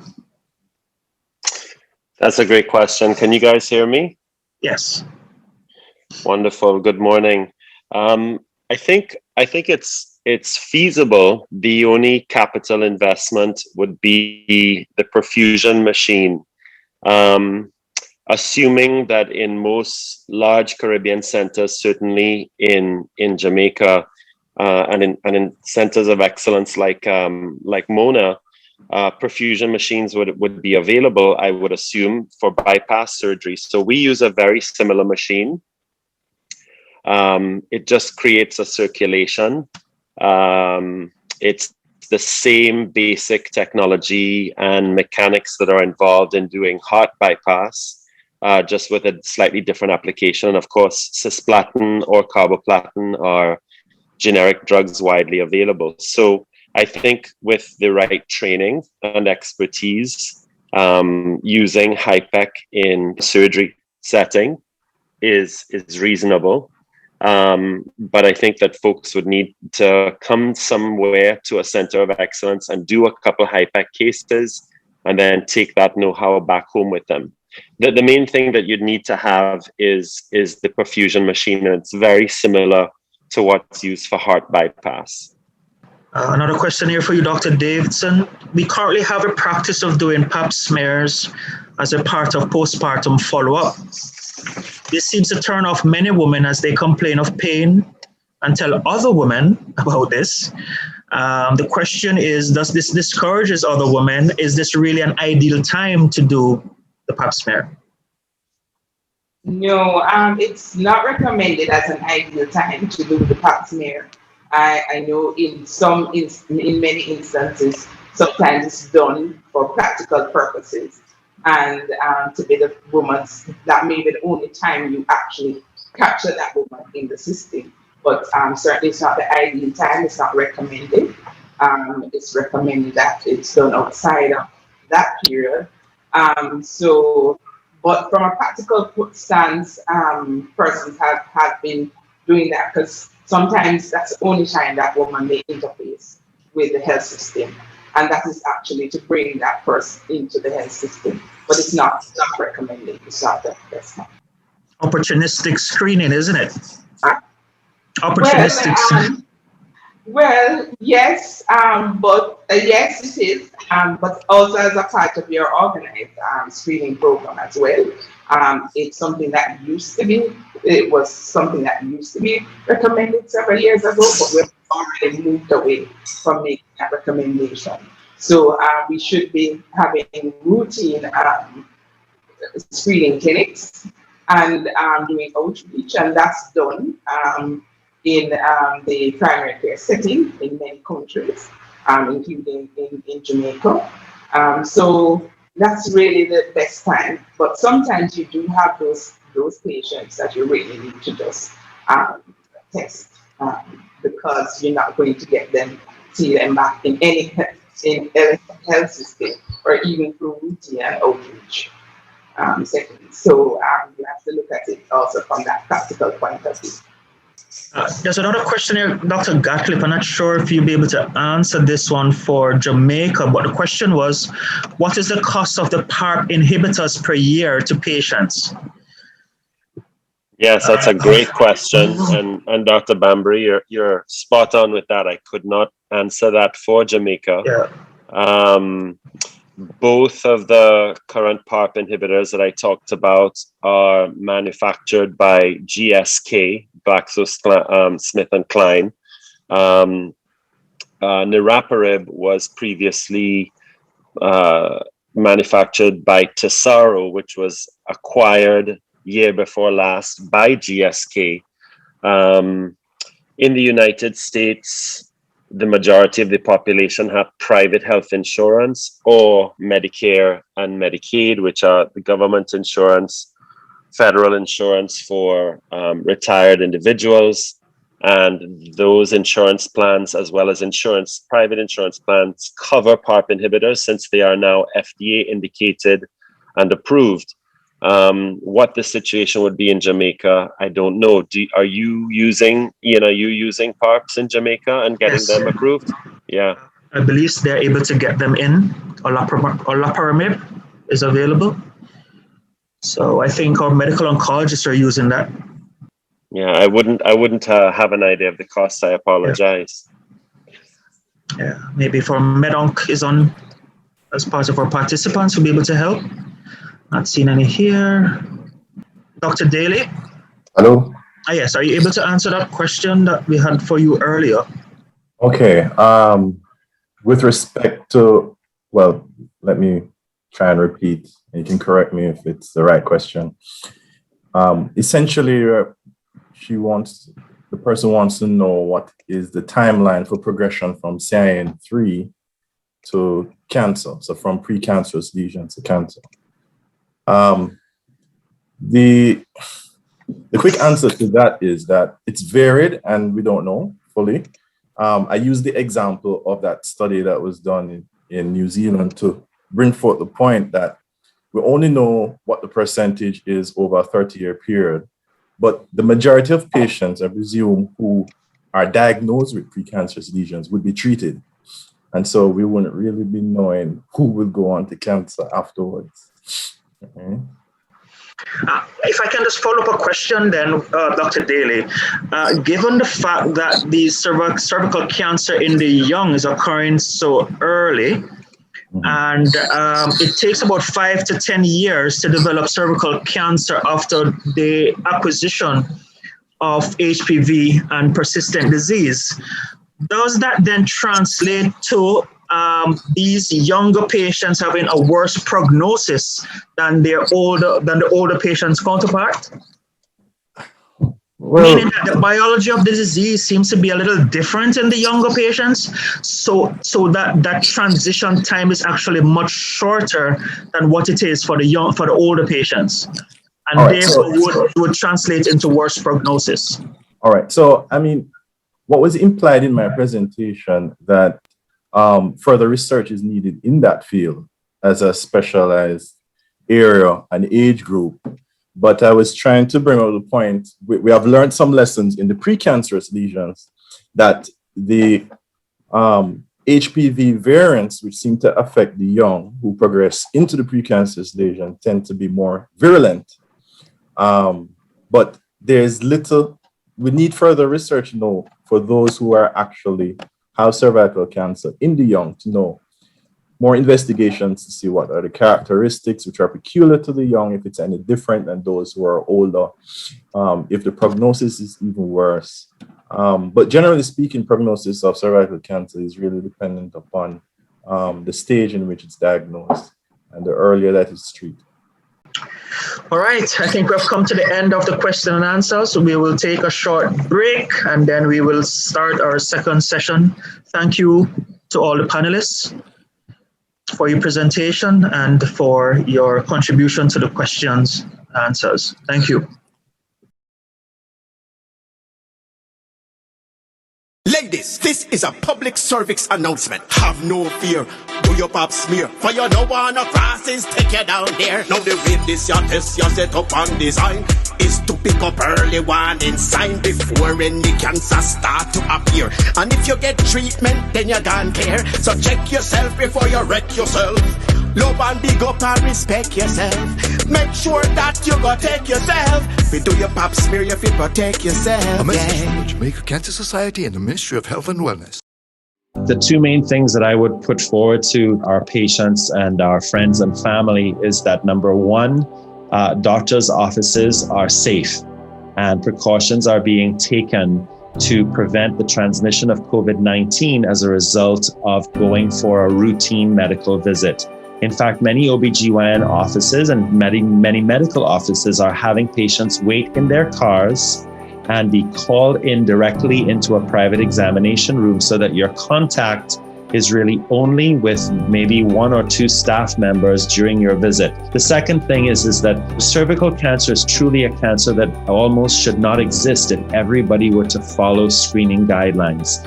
So it's so important in the time of the pandemic that you not delay your screening and continue to be screened, because there is no reason anymore for a woman to ever die of cervical cancer in this country.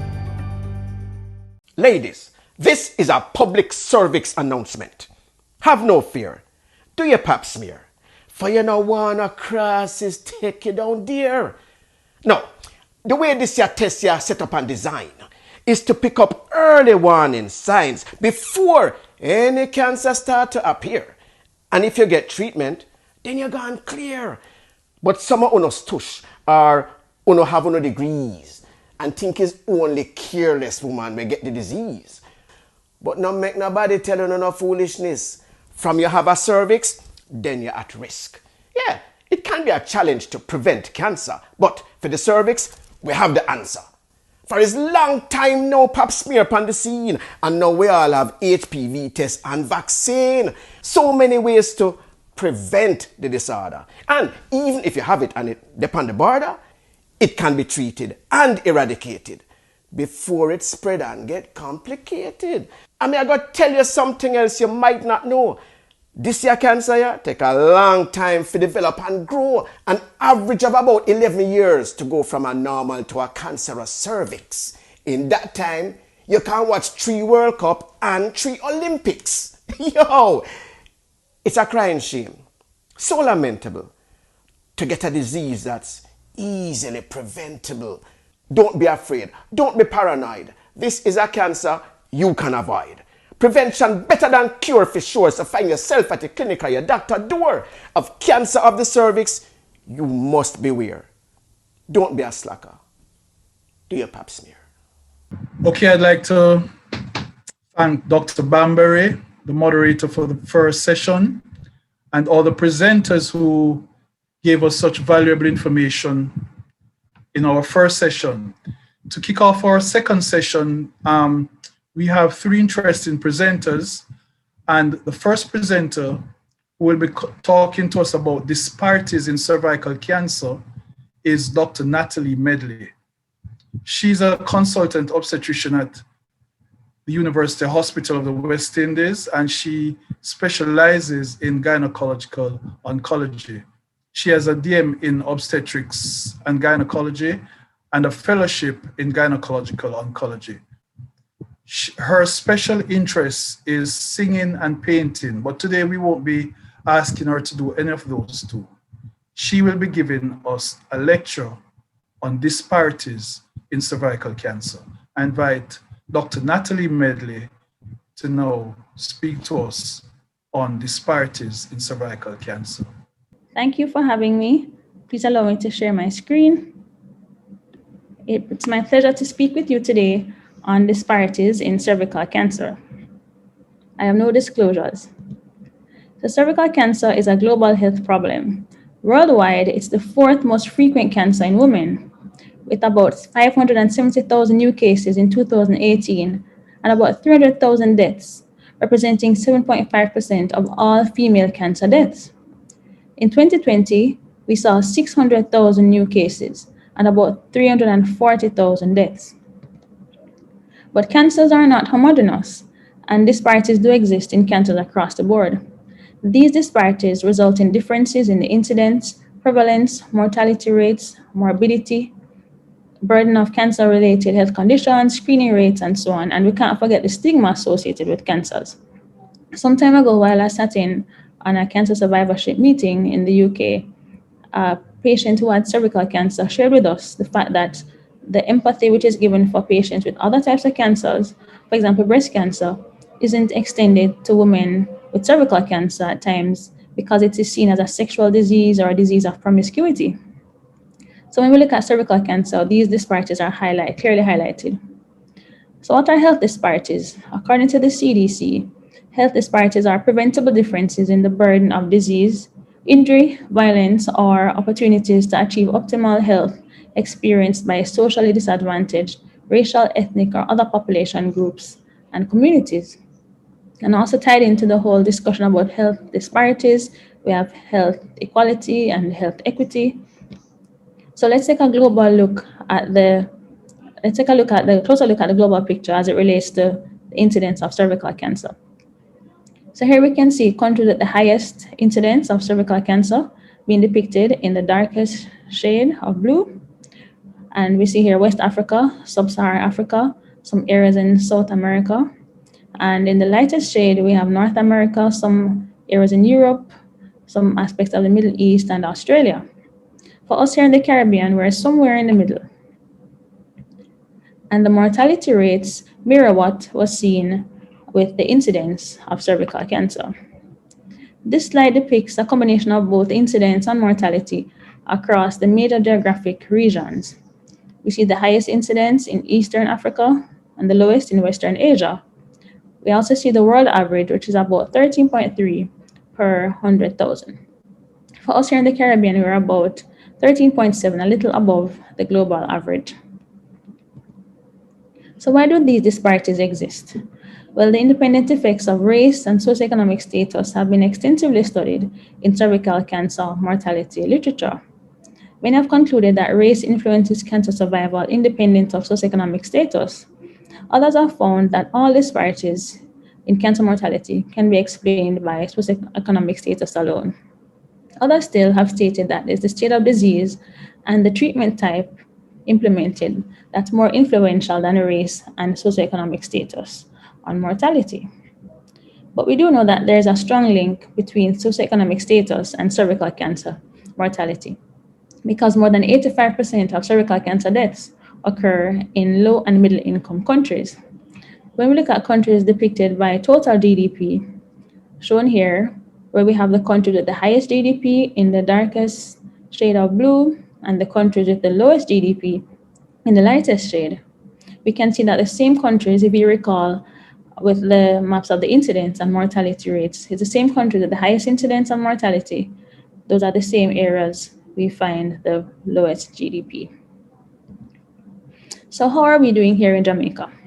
Well, our incidence in the last report was 15.7 per 100,000 women. This represents a reduction, however, from the last report, coming down from 19.2 to 17.4 and to 15.7 now. So we must commend ourselves for the work we have been doing. We can see, unfortunately, that most women affected are younger women, and most deaths occur in women between ages 40 and 64. When we look at the new cases in 2018, we can see that breast cancer was our leading cancer in women, followed by colorectal and then cervical, and then uterine cancers followed behind.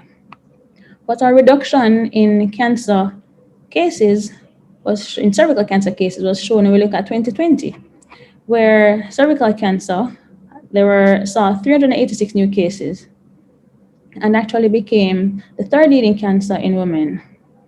And endometrial cancer actually surpassed cervix and became the second leading cancer in women and the leading gynae cancer overall. So we can't afford to let our guard down with endometrial cancers especially, which accounts for the bulk of these cases. So we must remain vigilant where that is concerned. So as we continue to speak about socioeconomic factors, let's see how we compare to the US. So looking at both pie charts, you can see that breast cancer is a major problem for them as it is for us. But cervical cancer isn't depicted in the top 5 cancers in the US. Within the United States, however, there are disparities, as Black and Hispanic women are diagnosed with cervical cancer at higher rates. Here we see the mortality figures of cervical cancer from 2000 to 2018 in the US. Even though there's a downward trend in mortality, which is good, Black women still have the highest mortality out of all the ethnic groups, and non-Hispanic white women with the lowest mortality figures. As we continue to compare Jamaica to countries with the highest GDPs, we see that breast cancer is a problem across the board, but cervical cancer isn't seen in their top cancers. Let's take a look closer to home and see how Jamaica compares to Trinidad and Tobago and Barbados. When we look at the top 4 female cancers, breast, uterine, cervical, and colorectal, we see that this is equally reflected in Trinidad and Tobago, so they could be our twin. And Barbados also has the same top 4 cancers, but in a slightly different order. So cancer disparities may be attributable to biological factors in addition to socioeconomic status, and may reflect genetic and environmental interactions as well. So when we speak about biological factors, we know there's a strong correlation between immunocompromised states and cervical cancer development. One of these conditions is HIV. Women living with HIV are 6 times more likely to get cervical cancer compared to women without HIV. And 5% of all cervical cancer cases are attributed to HIV. So if you look at this chart, it shows the countries with the highest prevalence of HIV in 2000, which is shown in the lighter blue, and 2019 in the darker blue. So in 2019, the top 3 countries were Eswatini, Lesotho, and Botswana. And when we look at their pie charts, what we see is that cervical cancer overshadows breast cancer. in all 3 countries. Right, the incidence of breast cancer far outnumbers that of cervical cancer outshadows breast cancer. So the influence of HIV on cervical cancer is undeniable there. Another virus that we must talk about when we discuss cervical cancer is, of course, HPV, or the human papillomavirus. 99.7% of cervical cancer cases are linked to HPV. HPV also causes other cancers as well, and it's linked to 19% of anal cancers, 40 to 50% of vulval and penile cancers, and about 60 to 90% of vaginal cancers. HPV is also linked to cancers of the oropharynx as well, but there tends to be a predilection for cervical cancer, because you can see here that the prevalence of cervical cancer is higher than that of the other HPV-related cancers. And also women with cervical cancer are affected at a much younger age. But all HPV isn't created equal. But today, there are about 200 types that have been discovered. But there are 12 high-risk types, 12 types that are strongly correlated with cancer. And these are shown here. Type 16, 18, 31, 33, 35, and so on. Of all the high-risk types, over types 16 and 18 account for 70% of all cancer and precancerous lesions. There are 8 additional types which are thought to have a weaker association with cervical cancer. This diagram here depicts HPV existing in different species and genera. When we look specifically at the oncogenic types, or the cancer-causing HPV types, we can see here that there are some types which are more closely related than others. For example, HPV 16 is strongly related to HPV 31 and 35, and HPV 18 is closely related to HPV 45. And this has implications when we talk about vaccination and cross-protection from vaccination. We also know that HPV incidence peaks, or the prevalence peaks in the 20s, mid-20s, and then decreases with age. So are there disparities in HPV types across the world? And can these influence the disparities that we see in cervical cancer incidence and mortality rates? The IARC, or International Agency for Research in Cancer, did a study looking at 3,600 women across 25 countries. The aim really was to determine against which HPV types we should vaccinate against and screen for. They found that the top 15 most common types are shown here, against 16, 18, 45, 31, 33, and so on. They did note, however, that there's a higher than average proportion of type 16 in Northern Africa, type 18 in South Asia, type 45 in Sub-Saharan Africa, type 31 in Central South America, and stated that vaccinating against HPV 16 and 18 would give 70% coverage against cancer, and increasing the HPV coverage would prevent more cancers. This other study looked at HPV cancer types among cancer-free women in this study of African ancestry. So participants were enrolled from Jamaica, Tobago, and Pittsburgh in the USA. The breakdown from the USA participants showed that 74% were Caucasian women, 12% African American, and 13% as other ethnicities. And the mean age was 42, plus or minus 12 years. What they found was that the overall prevalence of high-risk HPV in the Caribbean was 27.4%, and in the United States, it was 25.3%. And we're looking here at the high-risk HPV, not total HPV, but the cancer-causing types here. When we look, though, at the breakdown for the Caribbean, looking at Jamaica versus Tobago, we see that the prevalence in Jamaica was 52.7%. Roughly half, a little more than half of all the women who were tested had high-risk HPV in Jamaica, compared to 18% in Tobago. And when we look at the breakdown for the United States, we see that about 50% again of the Black women tested had high-risk HPV, which was more than twice that of other ethnicities. What was also interesting was that in both Caribbean islands, HPV 45 was the most common type detected. HPV 18 and 16 were seen in about 14 and 13% of women, respectively. And in the United States, the most common type was HPV 33. So the question they asked is, can the higher prevalence of cervical HPV infections and multiple high-risk infections in Caribbean and the US Black women contribute to the high incidence and prevalence of cervical cancer in these populations? Another study looking at HPV typing in Jamaica looked at 852 participants from clinics, public and private clinics in Jamaica. The aim was really to obtain information on HPV type and prevalence for vaccination implementation, and also to explore risk factors associated with HPV infection. What they found, among these women between ages 16 and 49 years, the overall prevalence of oncogenic or high-risk HPV was 34.9%, and HPV-16 was identified as the most common type in this study. What was also significant is that they stated that no relationship was found between lower socioeconomic status, lower education, increased number of sexual partners, increased parity, and an increased risk for HPV infection. And here we see the types and the prevalence depicted, with HPV-16 being the most common type.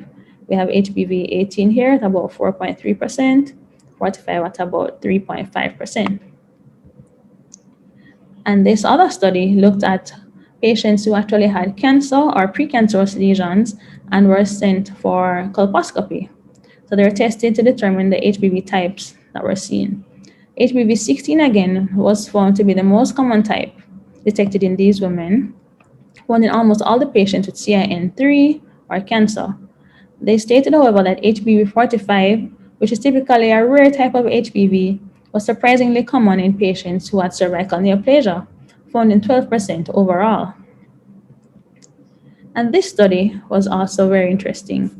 The hypothesis of this study was that the root of the evolution of some, if not all, HPV types should point to Africa. They tested this hypothesis and compared the genomic sequences of HPV type 18 isolates from 4 continents.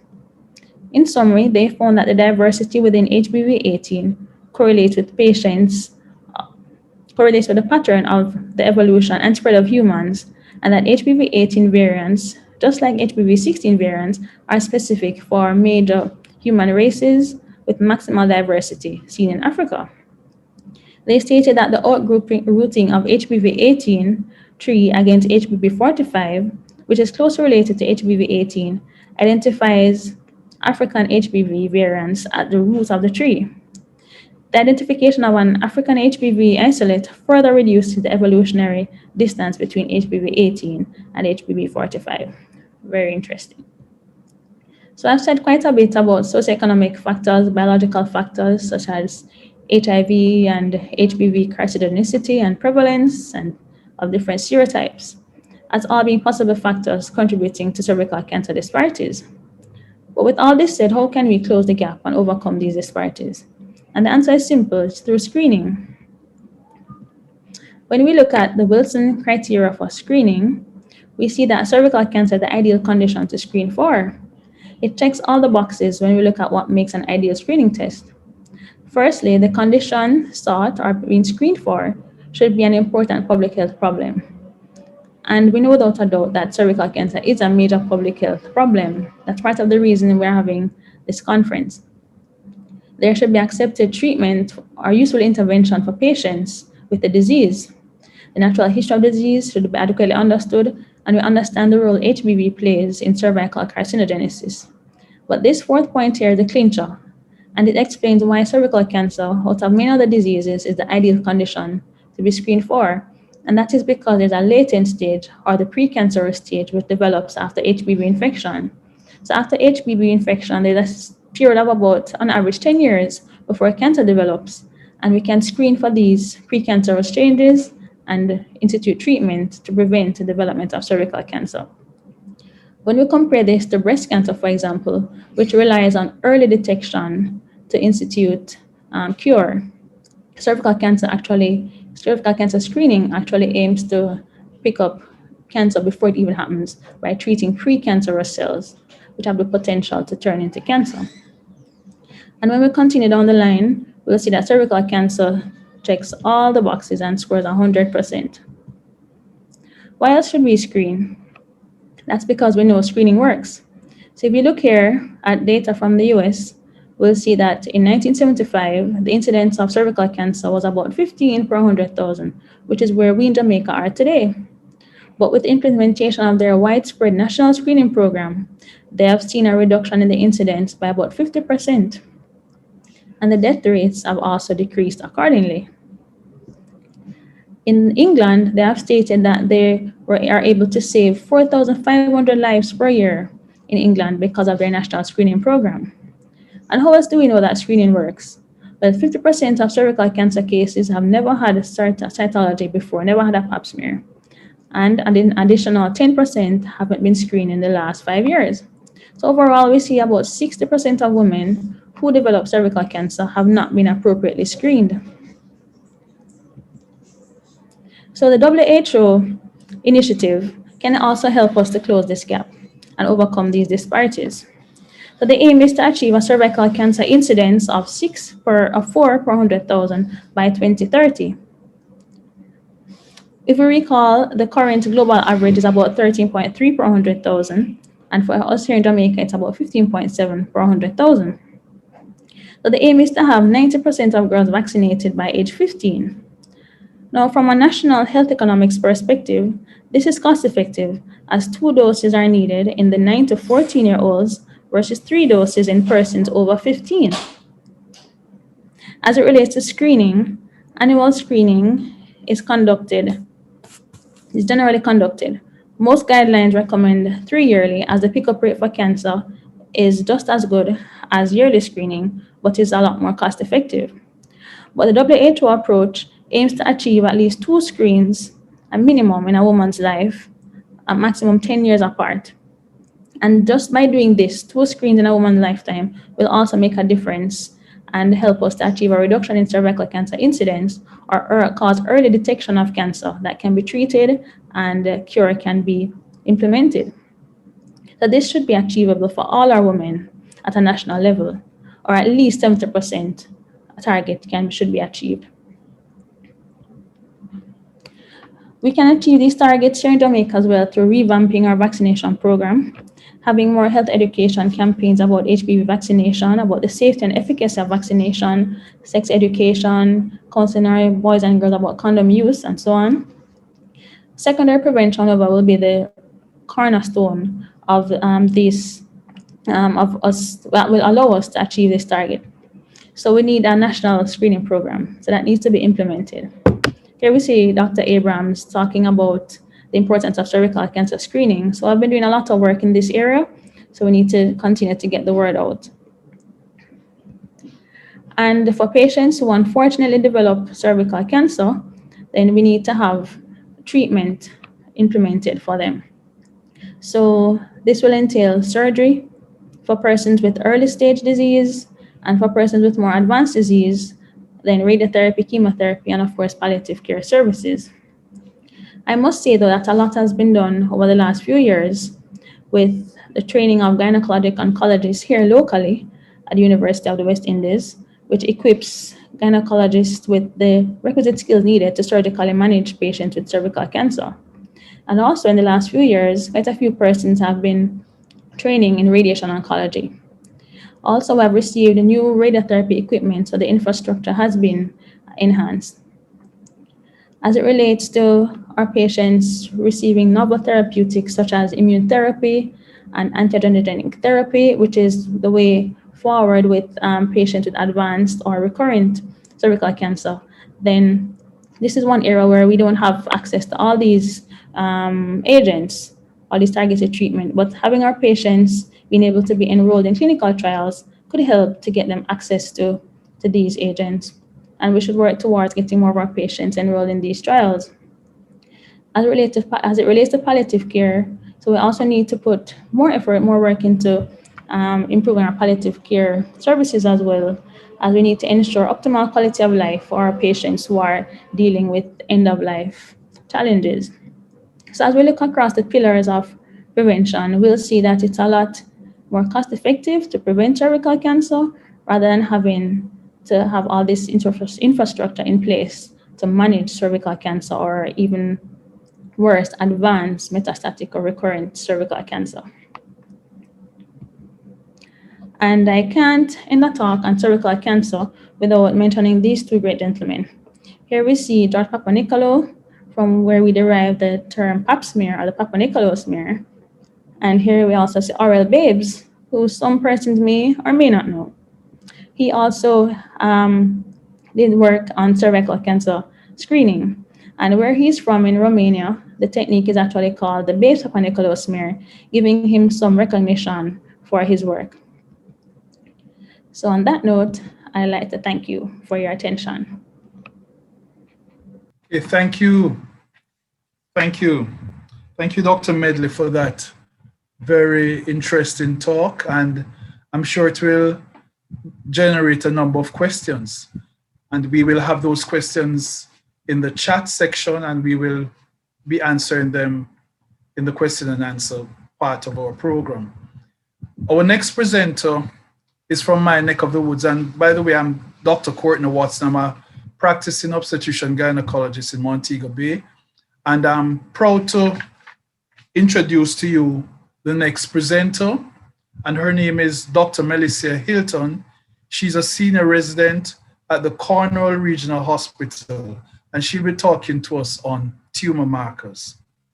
Hello, good afternoon, everyone. Thank you to the Jamaica Cancer Society for inviting me to do this presentation today. Amid the pandemic, I think it is important that we do recognize the importance of cervical cancer and how we manage these cases. So I'm going to go ahead and share my screen at this time. Okay, so my presentation today is on tumor markers. Tumor markers as used in cases of cervical cancer, as well as other gynecological malignancy. So as objectives of this presentation today, I would like to give a definition of tumor marker. I would like to touch on some of the clinical importance of tumor marker as it relates to cervical cancer, as well as other gynecological malignancies. So if I should give a definition for tumor marker, it is a substance that is produced in or is produced by a cancer cell, or can be produced by other cells of the body in response to a cancer or another benign process. Traditionally, these tumor markers are said to be protein and substances which are produced by cells that are found in our body fluid or urine, blood, and or stool. And also, they may be cell surface antigen, which an example is CA125 and alpha fetoprotein, which we will discuss more about further in the presentation. Cytoplasmic proteins such as immunoglobulins, enzymes, receptors, which are more common to us as the estrogen and progesterone receptors that are found on patients, some patients with breast cancer, and hormones. So these are generally what our traditional tumor marker entails. In recent time, though, because of the implementation of more detailed studies, genomic studies, and immunohistochemistry, tumor markers now are said to be DNA, mRNA, some type of tumor gene mutation, such as processes that we look at apoptosis, angiogenesis, to give some examples. And these actually, they're more specific than our traditional tumor markers because they can pick up the disease process quite earlier than before it's actually secreted within our body fluids. So basically, tumor markers can be classified as circulating tumor markers and tissue tumor markers. The circulating tumor markers are that which is found, as said before, in our blood or body fluid, basically. It actually is used to estimate prognosis, to detect patients with residual disease. It's used also for response to treatment, to identify cancer resistant to certain form of treatment. I will use CA125 as my example because most of us are familiar with CA125. And as we know, they're elevated in cancerous conditions and also elevated in benign conditions as well. So we can see that the specificity of CA125 is not as specific as our tissue tumor markers, which is another classification, and these are found within the actual tumor biopsy specimen. And there's an example of a picture of a breast shown, and estrogen and progesterone receptors on breast cancer is actually one of the more common example of tissue tumor markers, as well as alpha-fetoprotein that is found in some germ cell tumor, and these may be used to monitor these tumor, and they're more specific than the circulating tumor markers. There are many different types of tumor markers that have been characterized in clinical use. Some are associated with one type of cancer, and some are associated with many different types of cancer. So some are more specific than others, right? So for example, I'll use alpha-fetoprotein as an example. Again, it's elevated in some types of ovarian cancer, but it's also elevated in some types of liver cancer as well. So it is important that we pay attention to diagnosing our patients clinically in terms of history examination, looking at biopsy specimen, and we also do imaging to distinguish the extent of the disease that the patient presents with. An ideal tumor marker. Do we really have an ideal tumor marker? We don't. An ideal tumor marker is actually one that is highly sensitive. And highly sensitive means that it has 100% sensitivity. That means we should be seeing no false negative. And it should have 100% specificity, which means that we should be seeing no false positive. And no such tumor marker has yet been identified. The level of an ideal tumor marker also correlates with the burden of the disease. So for some patients who has elevated CA-125, they may not reflect an advanced case of, example, ovarian or even cervical cancer. So if we do implement an ideal tumor marker, we want something that does correlate to the burden of disease. An ideal tumor marker also predicts recurrence before it becomes actually clinically detectable. And this is important because if we can detect it quite early, then we can treat the patient to prevent further consequences of the disease. Assays should be accessible, reproducible, rapid, and inexpensive. And as we can see, financial constraint will be an effective part of implementing an ideal tumor marker.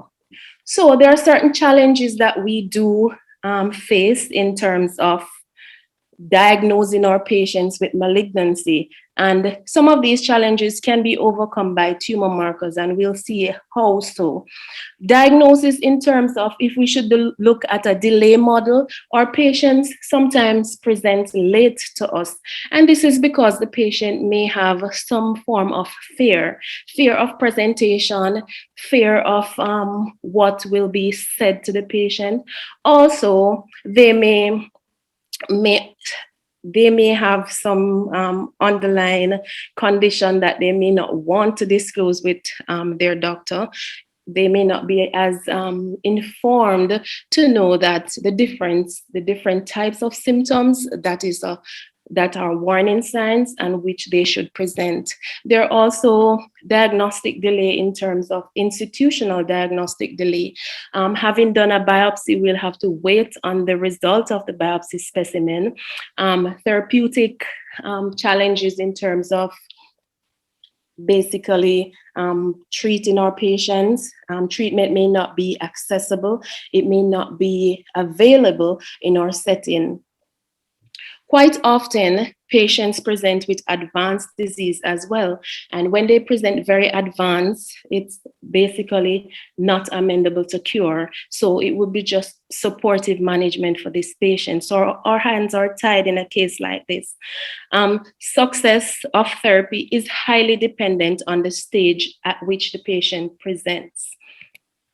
How do we overcome these challenges? So tumor markers is one potential way that we could overcome challenges faced in terms of diagnosis and therapeutic intervention for patients. If we can develop a tumor marker that can be used for screening, for example, we do now use the pap smear and HPV testing for screening or patients with cervical cancer. But what if we can diagnose them earlier by looking at a particular DNA or mRNA that we can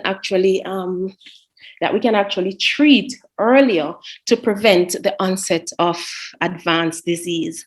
Also, adjunct in the diagnosis of cancer, the preoperative indicator of tumor burden, determining prognosis.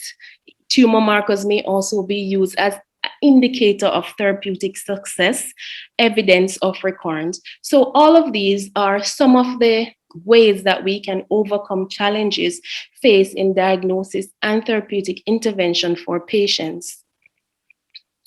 Tumor markers in recent time range from complex animal models to immunohistochemical test kits. Commonly, we use the immunoassay, and immunoassay, as we remember, uses properties of protein and antibody in terms of, we use the enzyme link immunosorbent assay, radioimmunoassay, and immunohistochemistry. There are certain new and advanced assays that are becoming more established, and these include microarray and mass spectrometry. So cervical cancer is our topic for this seminar. And when we do speak about cervical cancer, we pay emphasis on the diagnosis of pre-invasive disease. Once we can diagnose pre-invasive disease, then we'll be able to cure our patients at that stage and prevent them from developing advanced cervical cancer. The HPV status is important. High-risk HPV types, type 16, 18, amongst the others, are associated with cervical cancer. So if we identify patients with these high-risk type, we usually treat them very aggressive to prevent the development of cancer. There are numerous tumor markers that have been investigated, and these actually predict the treatment response and clinical outcome of early stages cervical cancer. Some of the more common tumor markers that are linked to cervical cancer and can be used in assessment and management of our patients are listed below. The more important ones are the cell cycle regulator, which include P16, P21, P27, and the cyclins. There is the squamous cell carcinoma antigen, CA125, vascular endothelial growth factors, amongst the others. This tumor marker P16 is quite important. It is actually a cyclin-dependent kinase inhibitor. If we remember the cell cycle from biochemistry, the cell cycle has tumor suppressor protein, and these slow the progression of our cell cycle from the G1 to the S phase, therefore prevents propagation of the cell. So what P16 does in a case of a patient who is infected with HPV, it actually inhibits or inactivates retinoblastoma, and retinoblastoma is actually the tumor suppressor gene that is implicated in one of the tumor suppressor gene that is implicated in HPV infection. So P16 is overexpressed in these cervical cancers that causes the inactivation of retinoblastoma. Once retinoblastoma is inactivated, then the cell cycle will progress and the patient will develop a more severe form of disease. This marker, the P16, is useful not just for squamous cell carcinoma, but also glandular epithelial dysplasia of the cervix. And the expression of P16 is said to correlate with the degree of the cervical neoplasia. So this was a study that I found on researching this topic, and it looked at P16 as a diagnostic marker of cervical neoplasm. They looked at archival specimen, and basically what was found is that P16 was not expressed in normal cervical tissue. It was seen in increasing frequency depending on the degree of the dysplasia. So for example, in CIN1, there were 72.3% percentage of patients who P16 was isolated from their sample. In CIN3 was 98.3%, and in invasive carcinoma, it's almost 100% of P16 was isolated from their sample. So P16 is an important and useful diagnostic tool for our patients with cervical neoplasm or dysplasia. Squamous cell carcinoma is yet another type of tumor marker that is implicated for cervical cancer.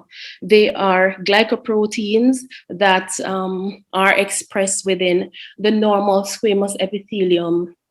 As we remember, squamous epithelium lines the cells of our body, the organs of our body, and in the cervix, it's found in the esophagus, in the head and neck. The specificity is greater than 80% for cervical cancer. Squamous cell carcinoma antigen is used as an early tumor marker for the diagnosis and monitoring of patients with cervical cancer. It was also validated in the diagnosis and detecting of recurrence of patients with cervical cancer so that appropriate treatment can be implemented as early as possible. Squamous cell carcinoma antigen is actually found in up to 88% of cases of cervical cancer, and it's elevated in the squamous cell carcinoma specifically, and this is found on the ectocervix of the whole cervix itself. It can be used as to stage the tumor. It can be used also to assess the tumor diameter, the grade, the stromal invasion, lymphovascular space invasion, parametrial, and lymph node involvement. We use a cutoff value of 3 nanograms per mil and is used as an independent factor for poor prognosis in disease-free survival for patients with the earlier type of cervical cancer, which we aim to cure. There are other usefulness of squamous cell carcinoma antigen, and in a study it was found that it could be used for following up patients post-chemotherapy, so the levels can be monitored, and this can be used to further assess our patients after we have started chemotherapy. And it can also be used in other type of gynec cancers, such as the vulvar and vaginal carcinomas. CA125 was originally developed for monitoring our patients with ovarian cancer. It was first implemented in the 1980s. However, recent studies have shown that CA125 is also important for patients with endocervical cancer, endometrial cancer, fallopian tube cancers as well. CA125, as was alluded to previously, is not very specific because they are elevated in malignant and non-malignant conditions. In the non-malignant conditions, pelvic inflammatory disease, endometriosis, most of the pathology of the gynecological tract can cause an elevation in CA125, even pregnancy. The normal value for CA125 that we do use is a CA125 level less than or equal to 35 units per mil. There is a specific type of CA125, CA125-11, which is a subunit. It's more specific, so a lower threshold is used, which is less than 20 units per mil. Not sure if it's available in Jamaica, but I'm sure it should be available in our first world countries. CA125 was found to be elevated in up to 75% of our patients with cervical adenocarcinoma, and that's the carcinoma that developed from the columnar epithelium of the inner aspect of the cervix and correlates to the tumor size, the histological grade, lymphovascular space invasion, as well as nodal involvement. It can also be used as a prognostic marker. Vascular endothelial growth factor is one of the other tumor marker that is associated with cervical cancer. Vascular endothelial growth factor modulates the endothelial surface of our vascular structures and is elevated in both pre-invasive and invasive cervical cancer, mostly for advanced cervical cancer, because in advanced cervical cancer, there is lack of oxygen within the cervical tissue, and this secretes VEGF, which is a condition or a process known as intratumoral hypoxia. Vascular endothelial growth factor also predicts lymph node involvement for patients the lymph node status is unknown. If we're deciding how do we treat this patient or re-stratify this patient, we can use the vascular endothelial growth factor levels to assist with that process. So I'm going to pose a question. Should molecular markers be considered as a part of cervical cancer staging? This is food for thought. Cervical, as we know, or cancer diagnosis, basically, it's the stage at which the patient presents that guards the prognosis for the patient. And also, the extent of disease is the most important predictor of recurrence and survival. So if we diagnose our patients quite early and we treat our patients, why are we still losing our patients to cervical cancer?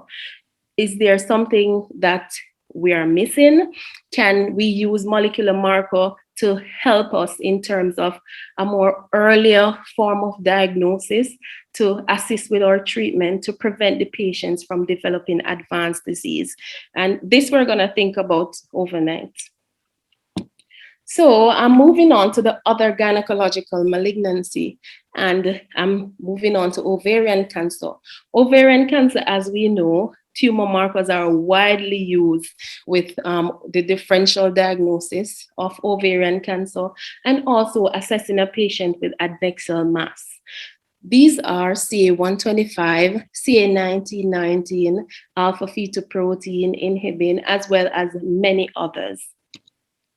The CA125 is important, is highly beneficial in the preoperative differential diagnosis of an adnexal mass in postmenopausal patient more commonly. Because remember, in premenopausal patient, they may have elevation in CA125, which is not from a cancerous process. It can also be used for follow-up and monitoring of patients with epithelial ovarian cancer.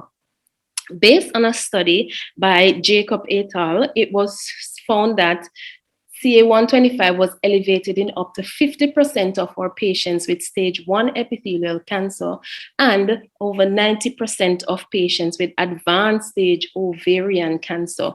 And when we use the cutoff of greater than 35 units per mil.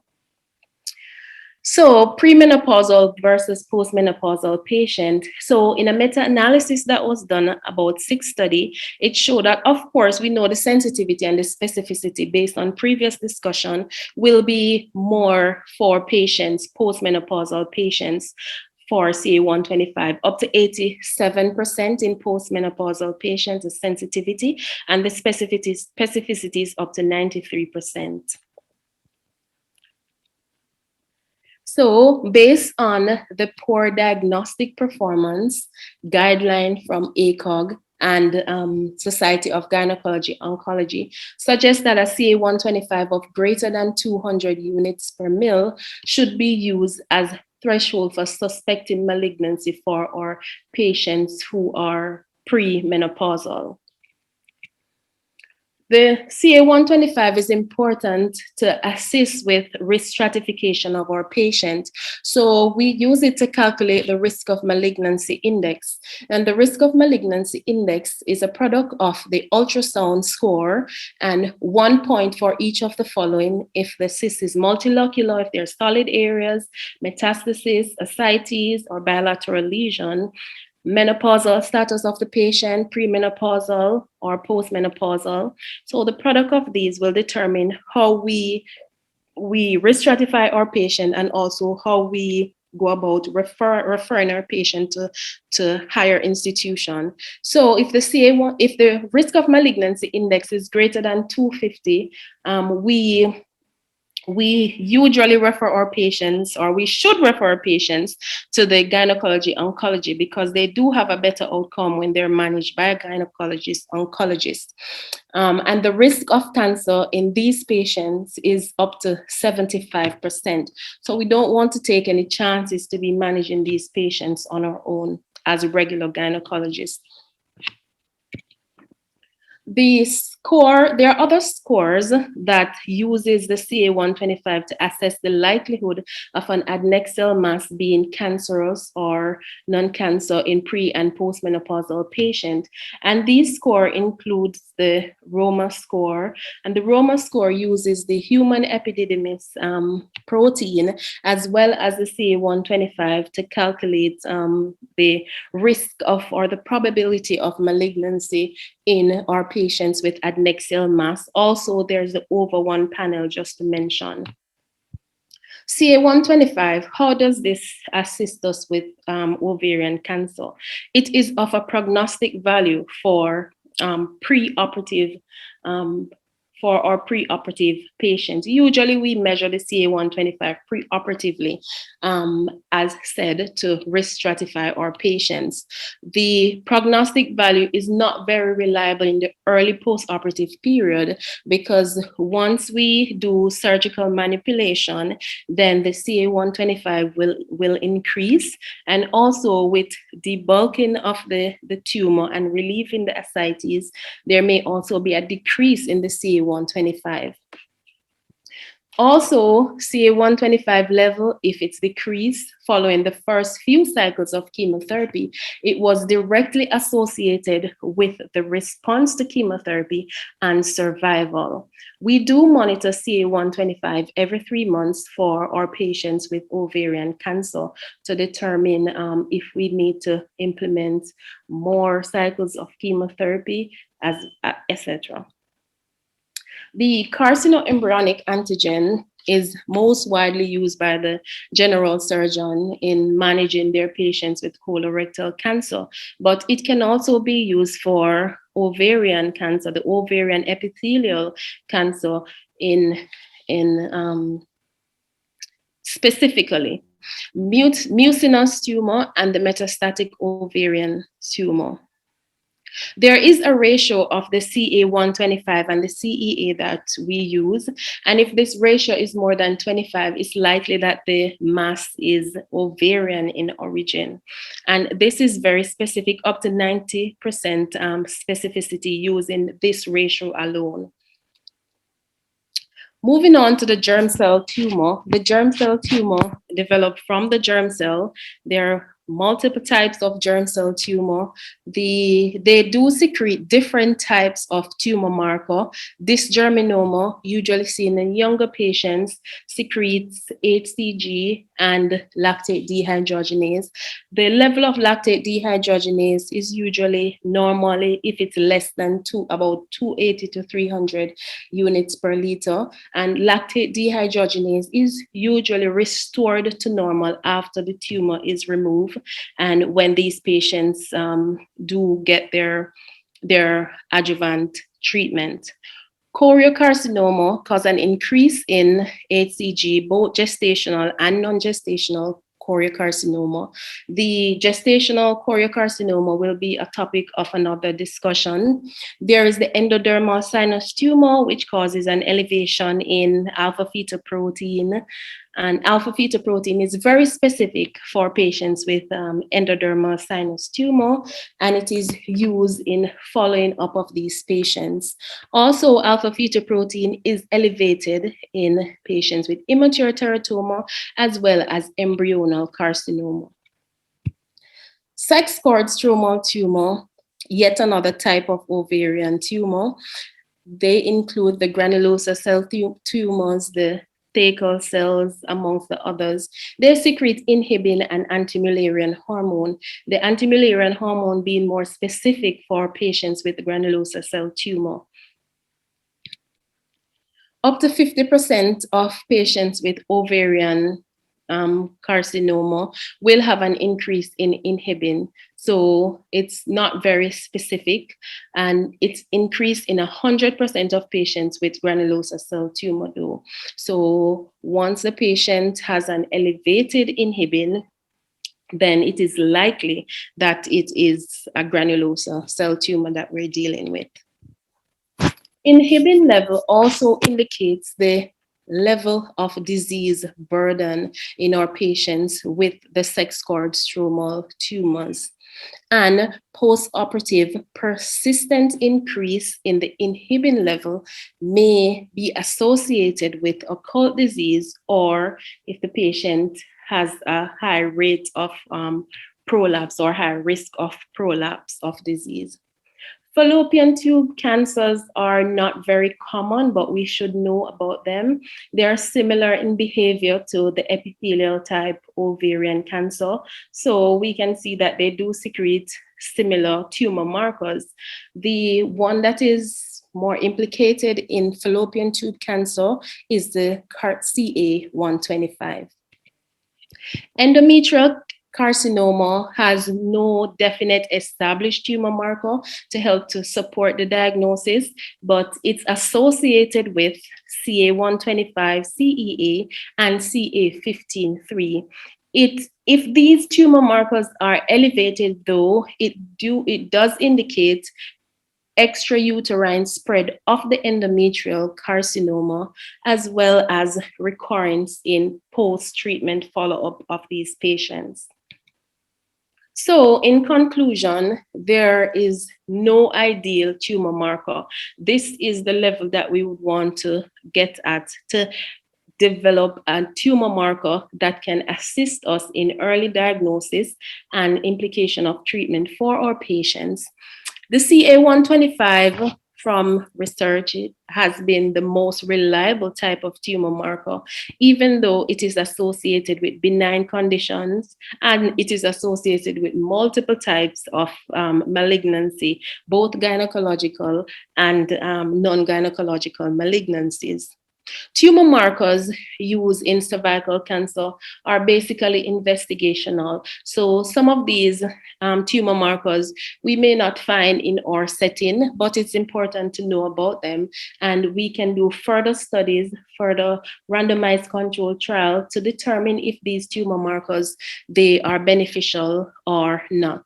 So P16 is important, is already established as a tumor marker that helps in diagnosis of cervical cancer. Squamous cell carcinoma antigen, CA125, and vascular endothelial growth factors are the most common types used. These tumor markers are not generalized, and because they're lack of study. So we need more studies in order to be able to use these more generally. So that's it. Thank you for your attention. And thank you to the Jamaica Cancer Society again for inviting me to do this presentation. Thank you, Dr. Hylton. That was a very clear and informative presentation, and I'd just like to thank you for that. There are a few questions which we'll take in the question and answer session. There's a slight change to our program, as at this time, I just invite you to just give us your attention as the sponsors give us two messages, one from the Baptist Health International and the other from the Jamaica Cancer Society. The two main things that I would put forward to our patients and our friends and family is that number one, doctors' offices are safe and precautions are being taken to prevent the transmission of COVID-19 as a result of going for a routine medical visit. In fact, many OBGYN offices and many medical offices are having patients wait in their cars and be called in directly into a private examination room so that your contact is really only with maybe one or two staff members during your visit. The second thing is that cervical cancer is truly a cancer that almost should not exist if everybody were to follow screening guidelines. So it's so important in the time of the pandemic that you not delay your screening and continue to be screened, because there is no reason anymore for a woman to ever die of cervical cancer in this country. Ladies, this is a public cervix announcement. Have no fear. Do your pap smear. For you no wanna crosses take you down there. Now the way this your test you set up and design is to pick up early warning sign before any cancer start to appear. And if you get treatment, then you don't care. So check yourself before you wreck yourself. Love and big up and respect yourself. Make sure that you go take yourself. If you do your pap smear, you feel protect yourself. A message from the Jamaica Cancer Society and the Ministry of Health and Wellness.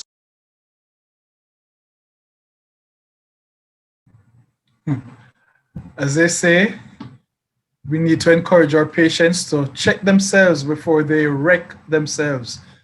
Encourage them to take that public cervix announcement and just do their pap smear, so that seminars like this one, when we have them in the future, we will have much better statistics to present for Jamaica.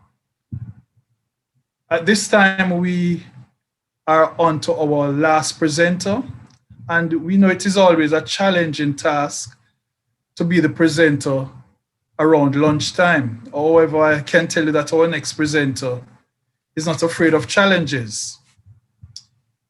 He may be said to believe in living life dangerously, as he lists as his hobbies as cycling, cricket, and when he wants to be a bit less adventurous, he plays tennis or he engages in photography. Our next presenter is Dr. Wendell Guthrie, a well-known name in the Gynecology Society in Jamaica, and someone who has done much work. In fact, he has been a volunteer with the Jamaica Cancer Society for 30 years. And that is testimony in itself. He's married and he has 2 sons. At this time, I'd like to welcome Dr. Wendell Guthrie to speak to us on vaccinations. Thanks for having me. And it is it's an honor to be here to present at the Dr. Joe St. Elmo Hall Memorial Lecture. And when the first lecture was done, it was not really a memorial lecture. And I remember being the moderator and saying to him that I'm happy that it is not a memorial lecture. Unfortunately, no, it is no at this point in time. So I will go straight into my presentation, which is the importance of vaccine against the human papillomavirus in the prevention of cancer of the cervix. And most persons know what cancer of the cervix looks like, but you really do not want to see it at that sort of stage. And so we will try our very best to prevent it before it actually happens. Back in the 17th century, early 18th century, Edward Jenner noticed that milkmaids in the UK were not getting cowpox. And cowpox was a disease where there was a blister, a pox that was covered over the udder, which is the breast of cows. And so obviously these persons were getting natural immunity from milking cows. So Jenner used some of the secretion from the cowpox blister and scratched it into the skin of a subject. And hence the word vaccine, because it came from cow, the root word for cow being vaca. It was later that Pasteur progressed with the development of vaccine.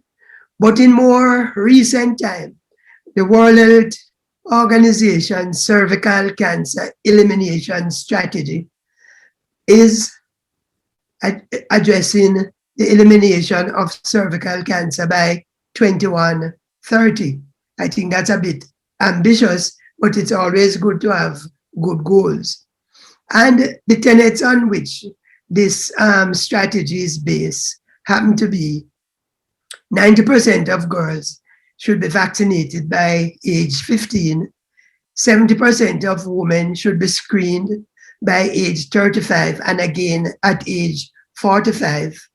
90% of women with precancer should be treated with the different methods that we use, and 90% of invasive cancer should be managed, whether it be surgical, radiation therapy, chemotherapy, and even palliative care.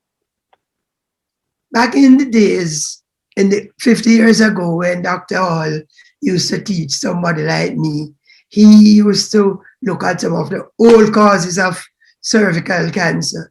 Smegma was one of the things that people used to blame, and it was smegma, you know, is the secretion under the foreskin of the penis.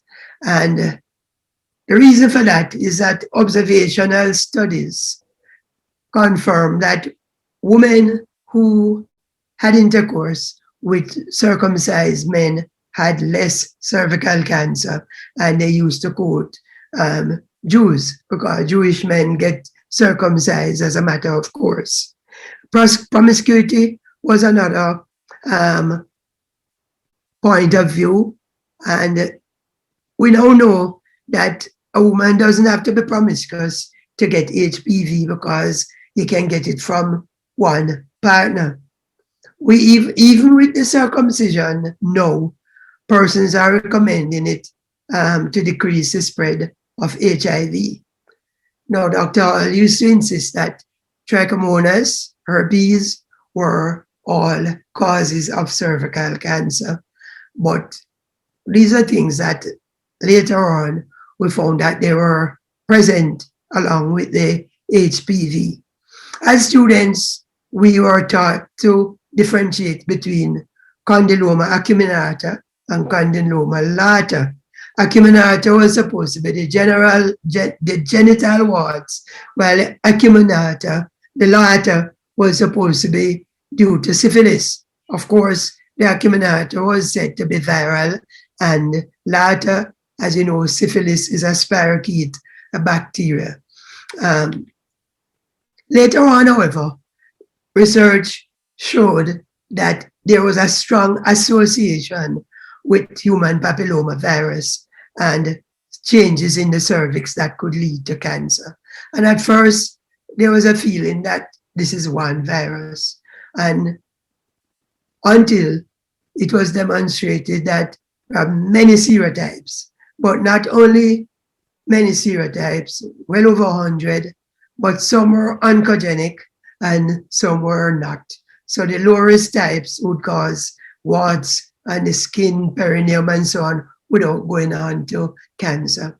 Now, as genomics improve in medicine, which has been something that has been growing rapidly, then we start to be able to differentiate. And rather than just an association, HPV was now seen to be causal rather than just an association with cervical cancer. The human papillomavirus is not like a coronavirus, like a crown, but is rather a capsid with an outer shell and an inner shell. And these are concentric rings. And the inner shell, that is what carries the genes that will eventually cause cells to alter to undergo cancer change. Harald Zerhausen was the person who championed the cause for HPV, and he was in charge of the German Virology Institute. And in the early 80s, and I remember as early as 1985, attending a conference in Berlin, and he was the keynote speaker. And he was able to demonstrate along with other workers, that HPV 16 and 18 were responsible for about 70% of cervical cancer. This was such a groundbreaking discovery that he shared the Nobel Prize in 2008 with two other virologists who they demonstrated that HIV, they were French, was the cause of acquired immune deficiency syndrome, AIDS. So based on all this, it was obvious that a prophylactic vaccine could be developed. And so many years passed, and after about 20 years of using prototypes, it was demonstrated that the vaccine could be very effective. So in 2006, vaccine became commercially available. Australia was the first country to suggest that all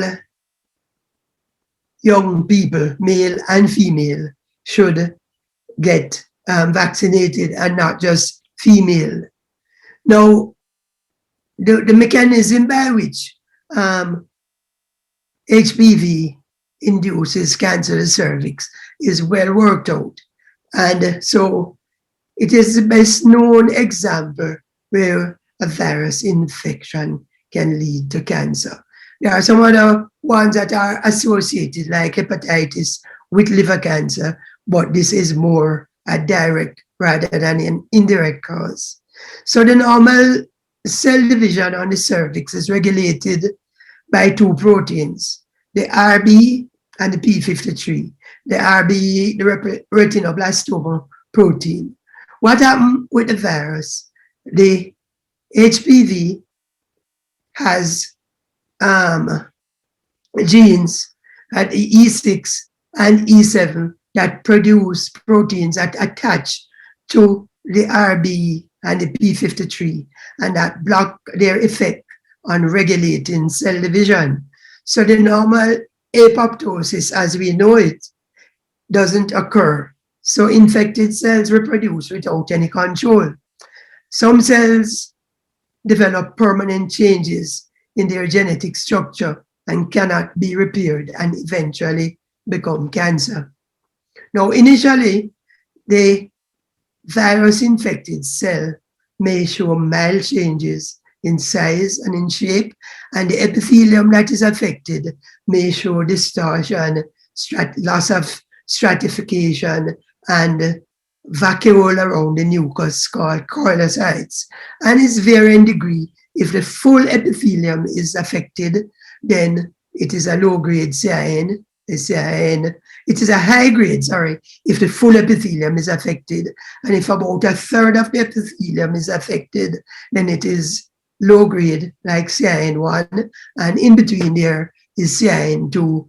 Always a debate, is it low-grade or high-grade? However, these changes, some will go on their own. But if the precancerous types are left untreated, the cells will invade the basement membrane, which is a layer of the layer of the cells between the epithelium and the stroma. And then when this basement membrane, and membrane is not a true membrane, but when it is breached, then we have invasive cancer of the cervix. And as demonstrated on the slide, the virus reaches the epithelium of a cell and then inside the cell gets to the nucleus and induce the changes that we alluded to earlier on. Now, in order to detect virus, there are many ways of collection, and then there are brushes that are used. There is cytobrush, there's one like the broom. The tip of the broom type can be removed and put into a medium that is transported to the lab where they can do liquid-based cytology or do the testing for the HPV. There's also a more novel attempt where women can do their HPV sampling themselves, where a pipette with a little rubber balloon on the end is used to instill the medium in the vagina.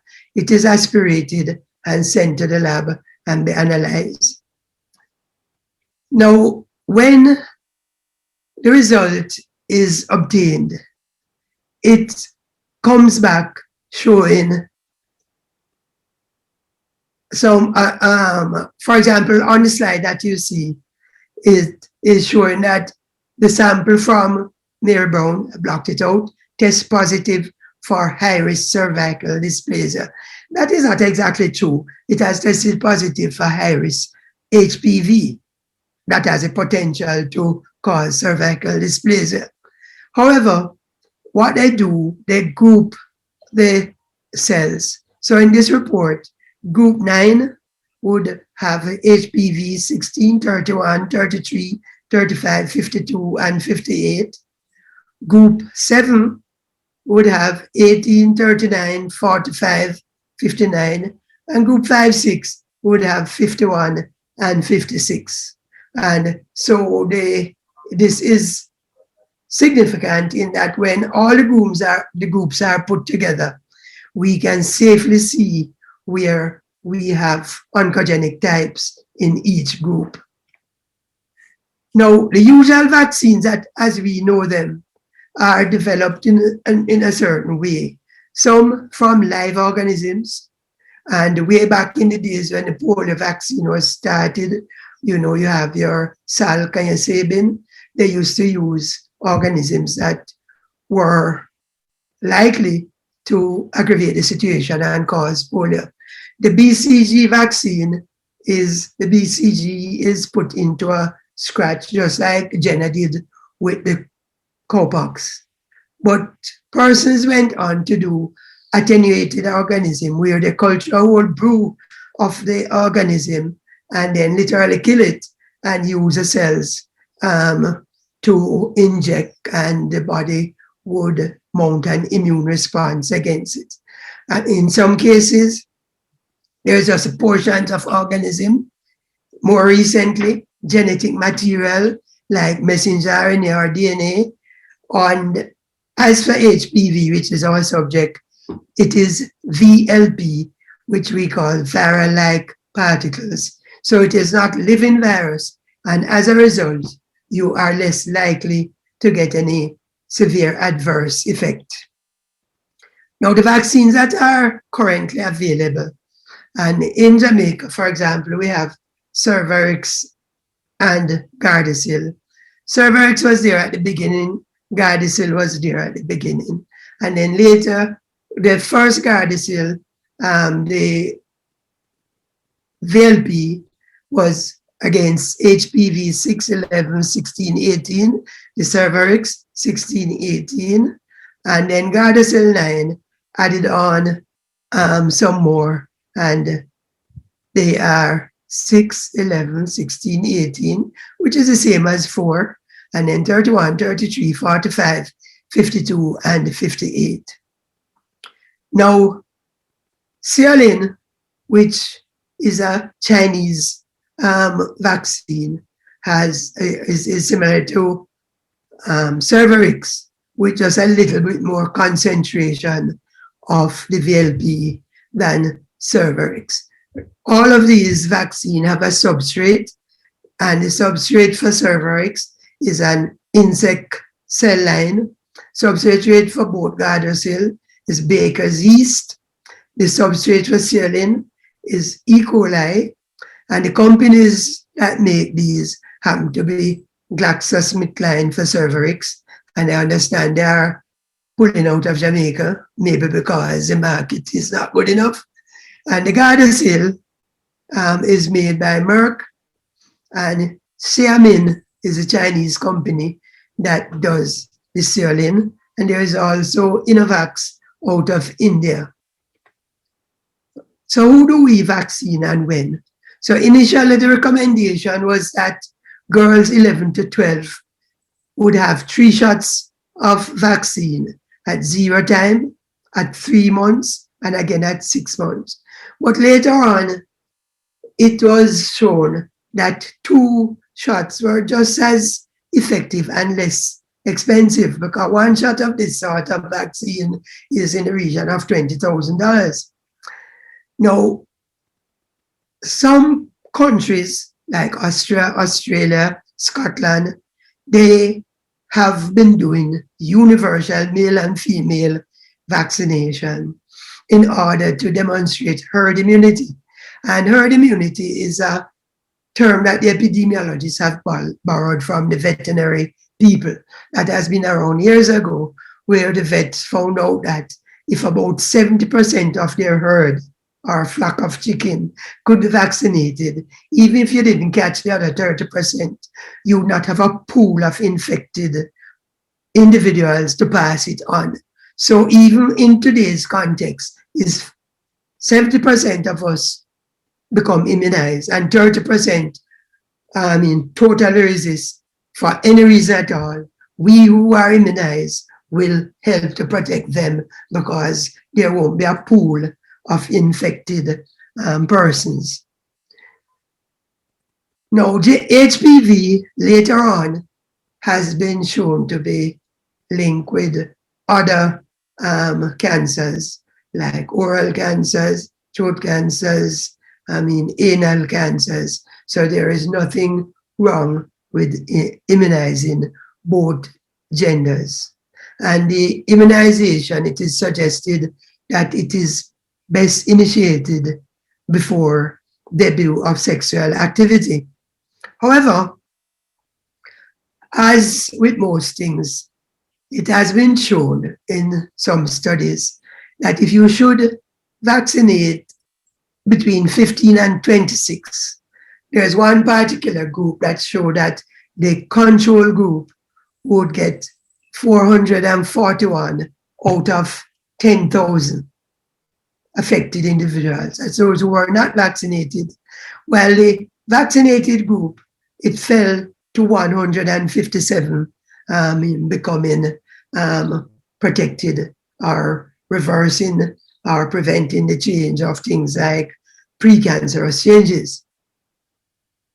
Also, the risk against any precancer, regardless of the type of HPV, was demonstrated where 559 persons developed abnormal changes out of 10,000, while in the vaccinated group, only 391 developed changes. So this was quite significant, and I should really have put this in more scientific terms. But even going forward, if we went between 25 and 45, those that were vaccinated, in the control group, 145 out of 10,000 developed abnormal changes. In the vaccinated group, it was 107, which is much less than 145.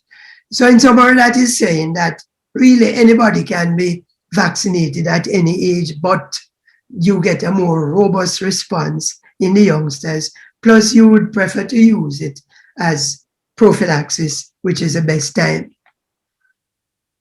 Now, there have been all sorts of guidelines, and just to use the US Preventative Service Task Force, USPSTF, they recommend HPV testing every 5 years, cytology every 3 years after previous negative. Some groups advocate for HPV DNA testing without cytology. Some advocate for co-testing. If you ask me, from 1956, pap smears have been around as an approved method of, or that was when there was approval. Pap smears around before that. And yet, we are not able to screen more than 30% of our population. So it is well and good to know these guidelines, but what happens to the person on the ground? Now, the vaccines, when given, as usual, people are worried about adverse effect, but they have been shown to be effective and safe. And out of over 60 million doses, adverse effect that has been reported, local effect, swelling, erythema of the injection site, and it is worse with additional doses. So first dose might not give the same response as second or third. People get flu-like symptoms. And as far as death is concerned, it wasn't statistically significant because in a large group study, there were 11 deaths in 10,000 control, in 10,000 persons. In people who got the vaccine, there were 14 deaths in 10,000 now vaccinated. But this was not significant because in the end, it was found out that the deaths were from all causes. And remind us of maternal death. If you have your baby on your way home and get killed in a car accident, it is still a maternal death. So it's not necessarily vaccine related, but all effects are usually reported and eventually to be analyzed to see if it is a direct cause and effect. And this matter about erythema. Black people do not get much erythema. They get swelling and induration, but clear people, sometimes it looks quite red and aggressive. So coming forward, the single dose vaccine evaluation consortium was established. And the reason for this was to assess the effectiveness of single dose vaccine. Large study in Bangladesh showed that 6 years after a single dose, there was still good antibody response or good presence of antibodies. And so the consortium since 2018 has been recommending a single dose HPV vaccine. Now, some people will say, do the 9-valent, do the 4, do the 2. Actually, 70% effectiveness for the 2 is quite a good coverage. The 9-valent, they claim their effectiveness is 90%. Now, first, we said the girls between 11 to 12 and before commencement of sexual activity. Then in 2000, that was a 2006 recommendation that the first vaccine be given, the next one at 3 months, and the next one at 6 months. Then in 2014, it was recommended that if you're going for 2 vaccines, then you give 1 vaccine start and the next one between 6 to 12 months. And the single dose consortium, their recommendation, which was just since 2018, is a single dose. What has disappointed me in that we in Jamaica, the government rolled out free vaccination against HPV, and in the end there was only about a 40% uptake because of hesitancy, resistance, and the truth is, some of the places that the resistance came from, it was really, nobody knew exactly why. In general, when you heard school principal and minister of religion and everybody came out against it, they were saying that they didn't know enough about it. And because of all of this, we have failed to continue with our immunization drive. But the real value of vaccine is to prevent cervical cancer. Thank you very much. Okay, thanks to Dr. Guthrie again. That was another very informative presentation. And actually, I really liked the historical references that he made to the fact, one of them to the fact that he was able to have this lecture before it became a memorial lecture and the basis of herd immunity. Very nice touches of history there in your lecture, Dr. Guthrie, and thank you. At this point, I'll invite all the panelists from the second section to open your mics as we go into our question and answer section. There are a number of questions here, and the first question comes from Douglas Street, and it says, very informative, are there new tumor markers available? Are there newer tumor markers available locally? I think this question will be to Dr. Hylton.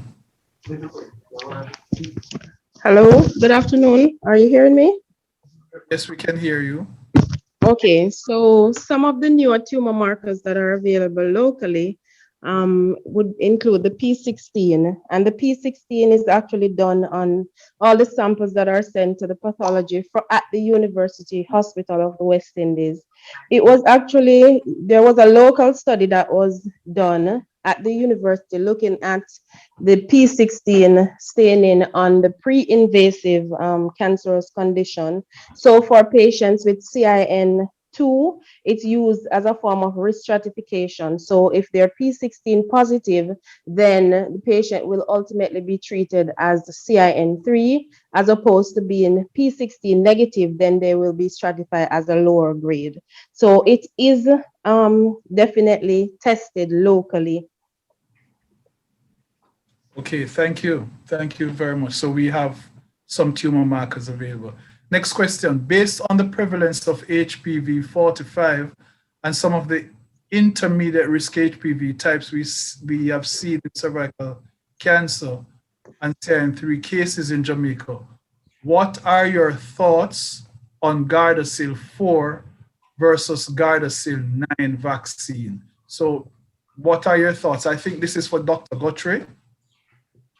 Yes, some of the studies, including the consortium recommending a single vaccine, has shown that it can be just as effective.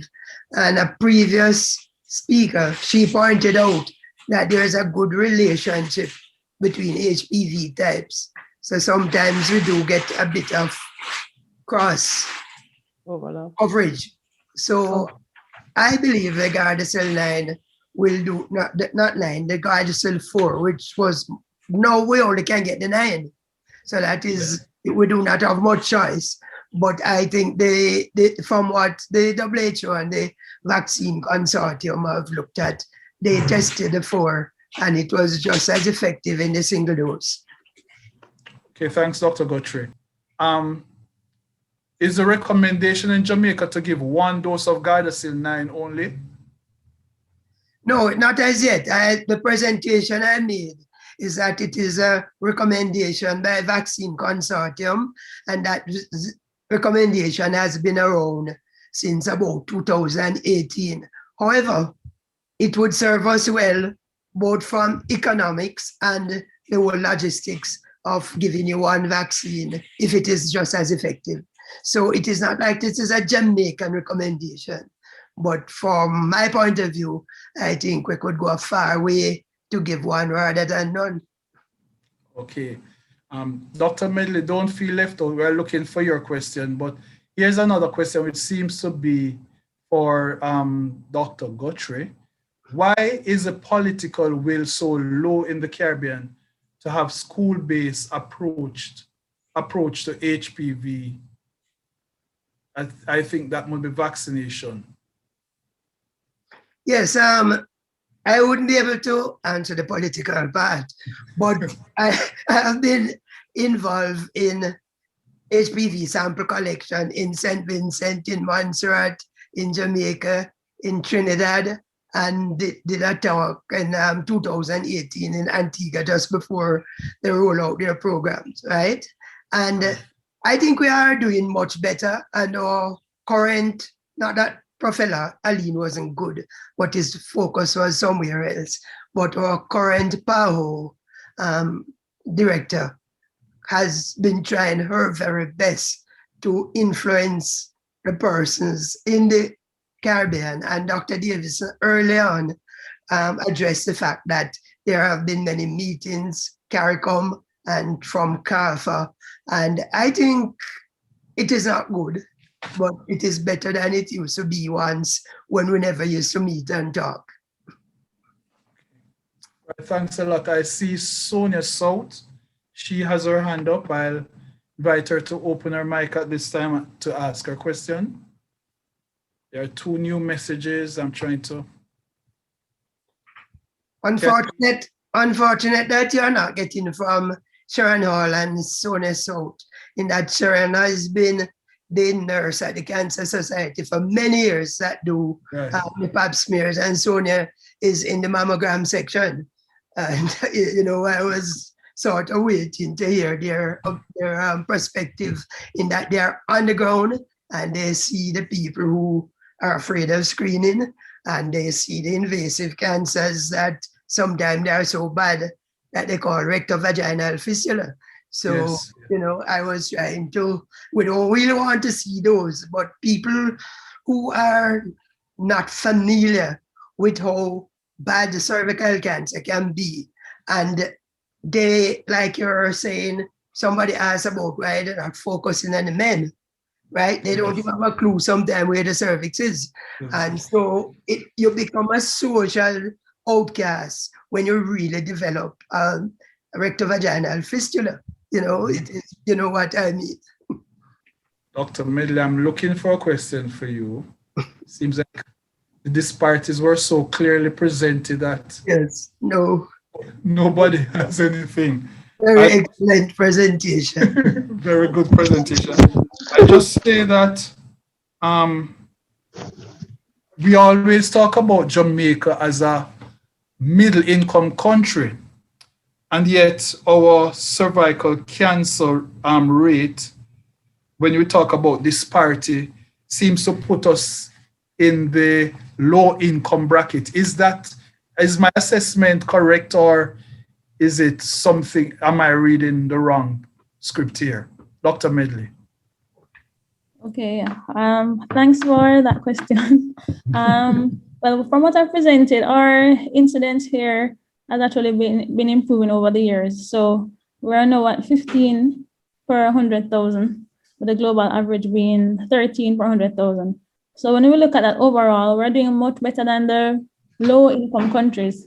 We still need to go quite a bit or make some more improvements if we want to get to, being less than the global average. Mm-hmm. But I would say that we're actually doing better than the low-income countries where our age standardized rates are concerned.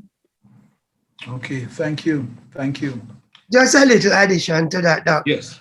81% of the burden of cervical cancer is borne by the low middle income countries, while only 41% by the rich countries. Right? Yes. And it depends on who classify you. The classification of that is done by the World Bank. They don't know anything about cervical cancer. Sorry. Can't expect bankers to know about cervical cancer, can we? Well, thanks for that comment, Dr. Guthrie. At this point, we're going to be having our sponsor giving a presentation, and then we will be going through the closing. Thank you to all the panelists. So our sponsor will now give a presentation. The two main things that I would put forward to our patients and our friends and family is that, number one, doctors' offices are safe and precautions are being taken to prevent the transmission of COVID-19 as a result of going for a routine medical visit.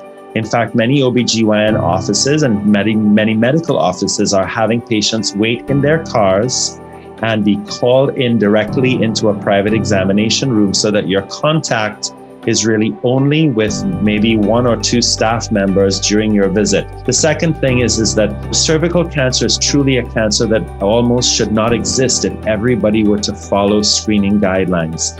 So it's so important in the time of the pandemic that you not delay your screening and continue to be screened, because there is no reason anymore for a woman to ever die of cervical cancer in this country. Ladies, this is a public cervix announcement. Have no fear. Do your pap smear. For you no wanna cross is take you down there. No, the way this here test here set up and design is to pick up early warning signs before any cancer start to appear. And if you get treatment, then you're gone clear. But some of us tush or uno have no degrees and think it's only careless woman may get the disease. But no make nobody tell you no foolishness. From you have a cervix, then you're at risk. Yeah, it can be a challenge to prevent cancer, but for the cervix, we have the answer. For his long time now, pap smear upon the scene. And now we all have HPV test and vaccine. So many ways to prevent the disorder. And even if you have it and it upon the border, it can be treated and eradicated before it spread and get complicated. I mean, I got to tell you something else you might not know. This year cancer yeah, take a long time to develop and grow. An average of about 11 years to go from a normal to a cancerous cervix. In that time, you can watch 3 World Cup and 3 Olympics. Yo, it's a crying shame. So lamentable to get a disease that's easily preventable. Don't be afraid. Don't be paranoid. This is a cancer you can avoid. Prevention better than cure for sure. So find yourself at the clinic or your doctor door of cancer of the cervix. You must beware. Don't be a slacker. Do your pap smear. Any good message is worth repeating twice. And so we had that message again just for emphasis. At this time, I'd just like to say thanks first to the sponsors who facilitated this webinar, Jamaica Cancer Society and the Baptist Health International. I'd also like to thank the panelists, and especially for the fact that you were outstanding in giving wonderful information that we can use, but in doing so, you also kept to very tight time schedules. I'd like to thank you for that. I'd like to thank all of you who took the time to attend. You're now around lunchtime. And with no further ado, I will declare that this conference is closed. Stay safe on the road as we observe the COVID protocols. Thank you and have yourself a good rest of the day. Thank you very much.